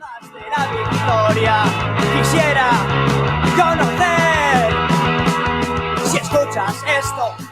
30 diskotik gorako ondarea utzi zuen Muguruzak eta bera omentzeko egin ziren omenaldi, kontzertu eta bestelako ekitaldien ostean, martxan da Paradisu Zinema Musika Bekaren lehen edizioa. Elkar argitaletxeak, Euskal Herria zuzenean festivalak eta Antxete Irratiak elkarlanean antolatu duten ekimena da eta musika taldeek zabalik dute beraien proposamenak bidaltzeko epea. Azken eguna, ekainaren 30 izango da. Línea de frente, que se note que estás presente. Es el rock de la línea del frente, que se note que estás presente. Es el rock de la línea del frente, que se note que estás presente. Es el rock. Bekaan parte hartu nahi duten taldeek beraien proiektuaren azalpen bat eta 2 abesti behintzat bidali behar dituzte. Aipatu ditugun elkarte antolatzailetako kide banak osatzen duten epaimaiak irailean emango du proposamen irabazlea ezagutarazteko ebazpena. Eta irabazleak 10.000 euroko saria jasoko du 2024ko EHZ Festivalean kontzertu bat emateko aukerarekin batera. Inigo Muguruza Bekaren ingurukoak hobeto ezagutzeko, Elkar argitaletxeko kide Andres Kamio Jitu gonbidatu dugu bigarren kafera. Arratsaldeon eta ongi etorri Jitu. Arratsaldean, eskerrik asko. Zer moduz? Ondo. Bueno, esan dugu, epea zabalik dela, Jitu, lanak jasotzeko, oraindik ere... Dana kontatu duzu. Ekainaren 30 arte egunak eta asteak geratzen dira, ez dakit, nola doan proposamena jasotzeko prozesu hori? Bueno, bagia esan da, badirudi harrera honen esan dula, ekimen hau, eta hasi garaia, hainbat maketa eta proposamena jasotzen, baina, bueno, espero dut kainaren erdialdetik aurrera askoz gehiago jasotzea. Batzuk izango ziren, dagoeneko erdi prest, bazutenak, proiektua hor ondo harrapatu dienek, baina beste asko beka ezagutu eta orduan lanean hasiko zirenak ere, ez da, Jitu? Bai, bitxia da, justo prentsarrekoa eman genuen egunaren urrengoan, lehenbiziko proposamena iritsi zen. Imaginatzen dut, diskoari zela prestatzen, edo, eta bueno, proiektu zuten aukera bidaltzeko. Eta beste batzuk iritsi dira, aste hauetan, eta imaginatzen dut, buruan daukatenak zerbait egiteko datorren urteari begira, edo Gabonetara ez gara iritsiko, epeak direnak, eta pizkat buruan dakadan kronograma da iraiaren erdialderako bekaduna zagutarazte? Bai, komunikatu eta zabaldu. Hortik aurrera, estudioaren egutegiaren arabera, eta bueno, taldearen egutegiaren arabera baitare, noski, negu partean, abenduan, urtarrian grabatu, iritsi alizateko datorren urteko EHZ Festivalera. Zuzenean aurkezteko eta izateko eskuan diskoa. Oinarrietan Jitu, garbi azaltzen da ez, nolabait ere, taldeak bere proiektuaren inguruko testutxo bat, edo azalpen bat bidali behar duela, eta gero gutxienez 2 abesti bidali behar dituela proposamen aurkezten duen une honetan. Ez dakit, bidaltzen diren abesti horiek gero derrigorrez diskoan joan behar dute, edo ez dago horrelako derrigortasunik? Bueno, ez dago, taldea ez dago behartuta 2 horiek sartzera. Da, berez, gehien bat da, idei bat izateko, zein den proiektua, zein den taldea, zein musika mota egiten duen, eta horretarako besterik ez. Horrelakoetan askotan pentsatzen dugu, ez? Horrelako bekak eta lehiaketak edo aurkezten direnean, beti talde gazteetarako edo hasi berri xamarrak izan daitezken taldeetarako horrelako taldeak etortzen zaizkigu, ezta? Akaso ez dakit, Inigo Muguruza bezalako figura baten inguruko beka deialdia izan da, talde berrire bat akaso sortuko da, da ibilbide luzea duten musikariek ere parte hartuneko dute akaso berari omenalditxo bat edo egiteko modura? Ez dakit, momentuz iritsi diren artean denetari dago. badira talde berriak, eta badira talde batzuk, bigarren edo hirugarren lana aurkeztuko dutenak, bere proposamenak, eta ikusiko dugu. Gero, epaimaia elkartuko da, eta epaimaiak finkatuko ditu zeintzuk izango diren irizpideak, edo, ez dakit, talde berri bat izan behar den, sarituko den emakumearen presentzia edo ez dakit, irizpide ezberdine asko daude, eta elkartuko, elkartzeakoan erabakiko dugu nondik nola jun, eta ikusita ze proposamena dauden, horren arabera itzegin, entzun, adostu. Hor betiko eztabaidak ere egongo dira ez jitu, proiektu bat dagoeneko ja enaiko txukun eta sendo entzuten duzunean, edo beste bati proiektzio ikusten diozunean. Edo argitaratzea zerbait oso ausarta, inork ez luken argitaratuko, edo horregatik, alako irizpideak erabakiko dugu mai baten eserita, eta gero hori, ikuspuntuak baita ere ezberdina dira, nire ikuspuntua izango da ekoizle batena, ekoiztetxe baten ikuspuntua, badago festival bat eta badago irrati bat. Orduan, ez dakit, iritsi ezberdinak egongo dira, edo entzuteko momentuan, bakoitza izango ditu bere parametroak, ez da, bueno, abesateatzen den. Orain ez gara irizpideen inguruan gehiagik sakontzen hasiko, bestela lana bidali duen norbaitek esango du, jode, jakin izan manu, hau guztia jakin izan manu, beste modu batera. Niri pertsonalki luzea engoliake izatea talde berri bat, talde gazte bat. Bueno, ikusiko dugu. Ez dakitzen bat galetu egiteken, orain arte jaso diren horietatik, proiektu berriak ez ezagunak badaude? Bai. Gauza hona da, Bai. Nik esango dizut adiez, irrati garenetik ez, irrati batek, antxetak asotan, izan lezakin ikuspia, talde berri bat agertu da, eta bekarekin oso ondo ezkonduko lukeen ere ustez. Igual, antxetako lankidek beste zorai pentsatzen dute, hori ere izan diteke. Akaso, bai. Hori ere bada pozgarri ez, gitu ikuste horrelako deialdiek egiten direnean, sortzen direla proposamen berriak aurkezten direla, arrobi lan baterako ere balio dute. Bai, hombre, ikusten da, ze maila dagoen Euskal Herrian, ez da zenbat talde berri azken 2 urtetan, ez? Bai, kiston maila dago. Eta gero, bada horrez, esango dugu, ebazpena ematen duzuenean, oinarrietan jartzen du, orotara 12 hilabeteko epe bat dagoela proiektuak gauzatuta egoteko, eta gero, talde hasi berri batentzat ere, zer nolako esperientzia denez, horrelako beka irabazten duen taldearentzat, bere disko batei begirako estudio bateko lehendabiziko esperientzia baldin bada, az esperientzia behar duen izan, elkar bezalako estudio batean disko bat egin alizatea. Bai, jarri nahi izan ditugu baliabide profesionalak bekaren zerbitzura eta bueno, estudioa, puntako estudio bada, argi eta garbi, eta gero diskoa egiteko momentuan, atzean badago lantalde potente bat, disketxe badago lan hori babesteko, eta gure ustez proposamena oso profesionala da, nik uste dut kontuan hartzekoa. Argitu nahi du gauza bat, lehen esan duzu 10.000 euroko saria dala, ez da zuzena. Vale. Azaldu. Bekak ez dio 10.000 euro emango inori, edo irabazleari. Haizik eta erabiliko dira horietatik boltsa bat, 2.000 eurokoa estudioan, baleratuko da, zen badago, izan daiteke, talde bat grabatuko duguna 10 egunetan, eta beste batek behar izatea 20, ez dakit, ez? Orduan, horren arabera egingo da valorazio bat, eta beste diru partearekin egingo da argitalpena, fabrikazioa, argazkiak, edo iristen bada bideo bat egiteko bideo bat, ez dakit, gastatuko da sustapenean eta argitalpenean, ez? Baina, saria ez da ematea 10.000 euro zuke egiteko, ez dakit zer esku bideratuko dugu lan hori. Proiektura bideratuko den diru poltsa bat izango dela. Kopuru bat, da hori da bideratuko duzuezuek, bai behar dena estudiora eta behar dena bestelako lanetarako. Hori da, beti elkar estudioan, eta argitalpena beti elkar disketxarekin.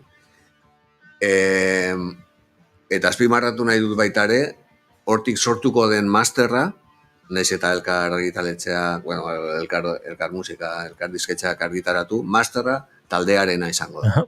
Hori importante da, zen talde asko nuke esango, baina batzuek galdu dute. Abertze gertatzen den masterrarekin, eta hola, eta bai, masterra da taldearena. Vale, beraz, hori ere argituta geratu da. Ze, esan duzu ez, taldeak ari direla galderak egiten, kontsulta asko ari zarete jasotzen. Bai, galdera oso bitxiak eta oso ezberdinak, eta baina bai, badirudi interesa dagoela, eta bueno, onartu behar dut, talde batzuk ez ditu dela ezagutzen, eta bai, argidura sortu zait, eta bueno, oso jartzia, eta bueno, gozau, eta beste, eta mastera, eta grabaketa, eta ez dakitzer, da, interesa badago, badirudi badagoela, bai. Eta gero, jitu, diskoa bera, edo abestiak estudioan grabatzeaz gain, talde horrek ere, elkar bezalako ekoiztetxe baten laguntza izan da, ikusiko du disko bat egitea ez dela abestiak grabatzea soilik, ez da? Abestiak grabatzea zaratago lan asko dagoela, eta horretan babes hori izatea ere interesgarria da, taldearentzat. Bai, hombre, gure estudian grabatzea ez da zure lokalean grabatzea bezala, ez? Badago teknikari profesional bat atzean, kriston esperientziarekin. Ulertzen du, Victor Sánchezek era egiratuko duela grabazio. Bai, Victor da, bai. Bai, da, mago bat.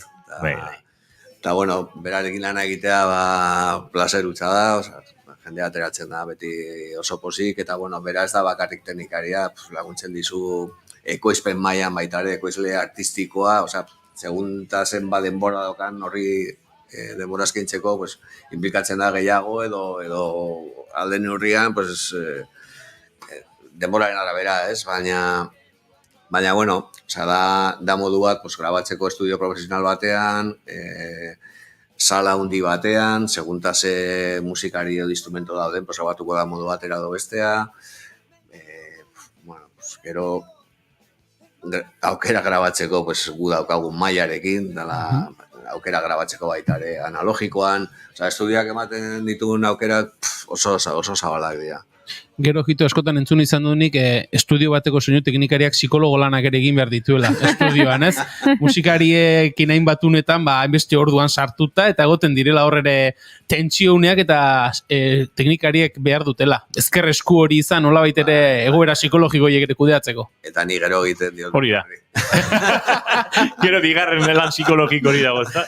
Bai, baina gira da, jendea pensatzen du, sartzen zarela estudian eta jiji jaka dela, ez? Eta oso estresantea da, oso nekagarria, ordu asko dira, errepikapen asko, eta bai da, azken finean, hortik ateratzen dena ja betirako da, ez? Eta, sortzen dira tensioak, eta nire aholkoa beti izaten da, eramatea alik eta prestatuen dana, han estudian zarantzarik ez sortzeko, gero, gauzak gehitzeko edo hobetzeko edo aportatzeko, bai, baina estudiora esoaz konposatzera. Bueno, ez basara Foo Fighters da kasura estudio bat, eta izitzen zarela barruan, ez? Baina disko bat grabatzeko esoazenean eraban behar duzu dena, nahiko garbi bestela eromena da. Zalantzari, respetua ematen duten lekuak izaten dira grabazio estudioak. Jitu, esan dugu hasieran, Elkar ekoiztetxea, Antxeta Irratia eta EHZ festivalak elkarlanean osatu duzuen ekimen bat dela. Ez dakit, nola izan zen elkarlana sortzeko ardura, zuek joan zineten beste bi eragileen gana eta horrela sortu da elkarlana? Bai, bueno, lehenbiziko urratze izan zen familiarekin eta lankidekin hitz egitea. Eta, bueno,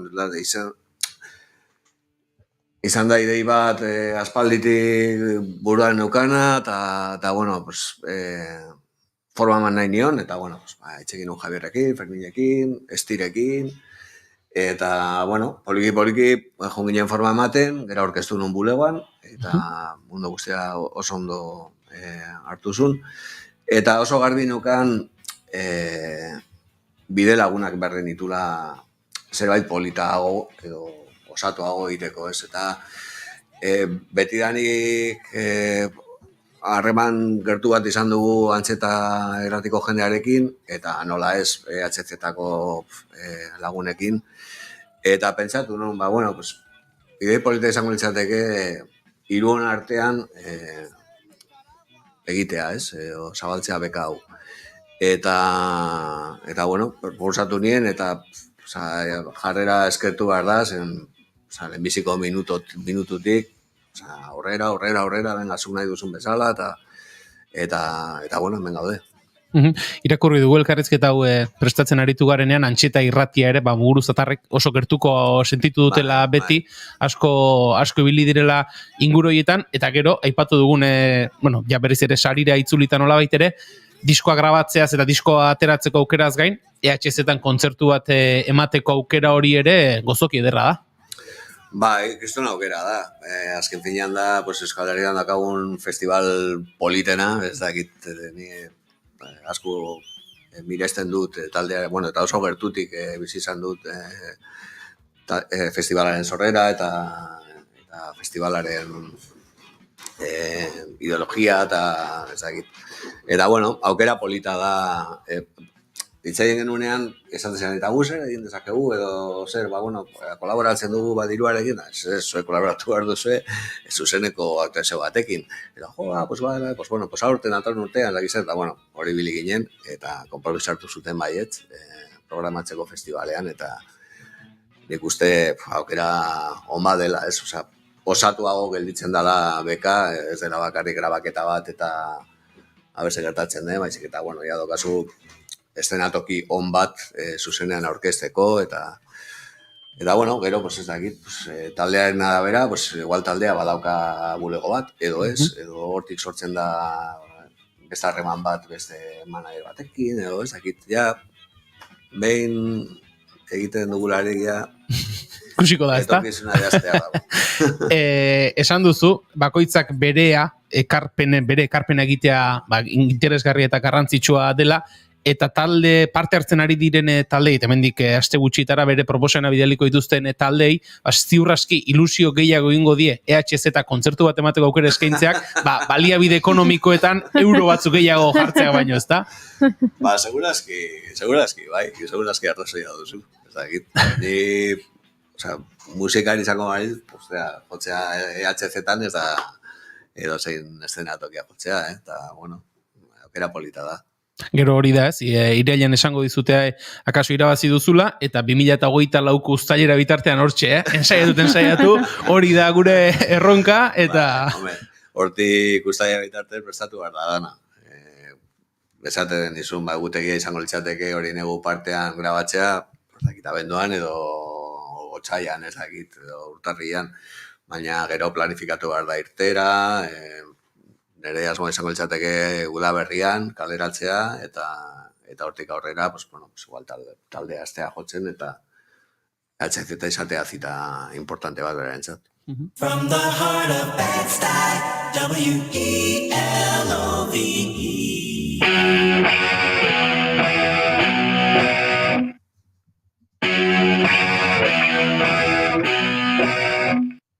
Ikusita neukan, amodio eta gorrotoa, askoskoetan, tatuatorik, baina ukabilka, ibiltzeko, atzakantzi behar dituzu, eta pasutan, amodioarekin, bestetan aldiz gorrotoarekin, eta pasutan, amodioarekin, bestetan aldiz gorrotoarekin, horrelakoa da, bizitza, egintzazu, behar duzuna, horrelakoa da, bizitza, egintzazu, behar duzuna, horrelakoa da, bizitza, egintzazu, behar duzuna, horrelakoa da, bizitza, egintzazu, behar duzuna, bati horixe da, gustatzen zaidan mugimendua, raparekin dantza orduko, dina berezeko txaskero, bakizauko, utzi zuela, jakitea, ez zaitu harrituko, bati raparekin, gustatzen zaidan mugimenduarekin, horrelakoa da, bizitza,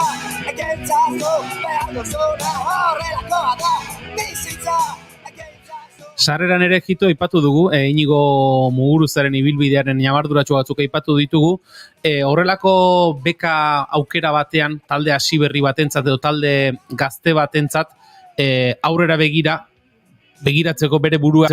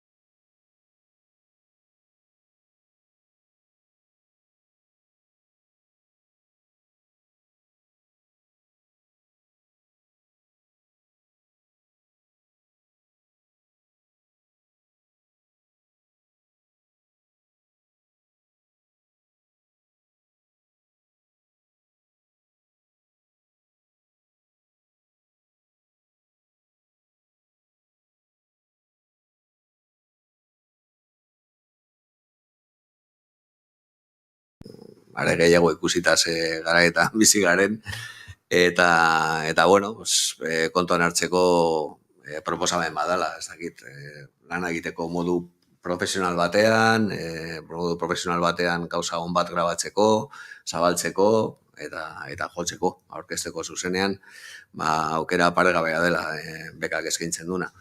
Eta, bueno, pues hori, gauzak ari gara jasotzen, lehen esan dizudan bezala, proposamen batzuk iritsi dira, eta espero dugu askoz gehiago iristea. Eta zuk esan duzunez, behin lehendabiziko bekaren fase hau pasata, gero aurrera begira ere, balizko beste harreman edo elkarlan batzuk ere sortu bitezkelako. Noski baietz. Gu ez gaude hemen hau bakarrik egiteko, baizik eta irabazten dunari laguntzeko bidean eta bere bidea egiten laguntzeko, noski. Gure aldetik ez dakit, esateko zerbait geratu zaizun edo esan nahi zirko zenuken zerbait esangabe geratu den? Ez, zuei eskerrak ematea, besterik ez. Tarte hau eskaintzagatik. Jitu, Inigo Muguruza Paradisu Zinema bekako antolatzaileetako bat, Elkar Ekoiztetxeren izenean, Antxeta Irratiarekin eta EHZ Festivalarekin batera, mila esker, bigarren kafera hurbildu eta egitasmonen ingurukoa kontatzeagatik. Zuei, eskerrik asko. Leku hau, ametsak forjatzen diren materialarekin eginda dago. Paradisu Zineman ikusiko gara, Alemaniarrak, grisez jantzita eta zurdinez. Oraindik ez da berandu, samurtasunari toki bat egiteko. Zaborrontzira botatako musuak berreskuratu behar ditugu, maitia. Paradisu Zineman ikusiko gara, leku hau, ametsa forjatzen diren materialarekin eginda dago. Paradisu Zineman ikusiko gara, Alemaniarrak, grisez jantzita eta zu. Horreinik ez da berandu samurtasunari toki bat egiteko, egin diote, esan da bezala egitasmo honekin Inigo Muguruzari, haren legatuari, haren imaginario musikal guztiari ere alako omenaldi moduko bat ere bada, eta guk ere, kantu honekin omendu nahi genuen Inigo bera, eta agurtu zuek bihar arratsaldeko 4 eta 5 hementsi izango gara Naiz Irratian, bigarren kafean, eta zer baduzu Paradisu Zineman ez, baina Naiz Irratian ikusiko dugu elkar. Julen Goikotxe Arbegozo, datorren astera arte. Aio! Goiuri... Bihar. Bihar, ez? Bihar segunda. Bihar ez azkena. Bihar, bai, bihar Goiuri Zizarandi hemen izango gara, arratsaldeko 4 eta 5 minutuetan. Entzule, eskerrik asko hori izateagatik, izan ondo. Aio. Grisez jantzita eta zurdinez.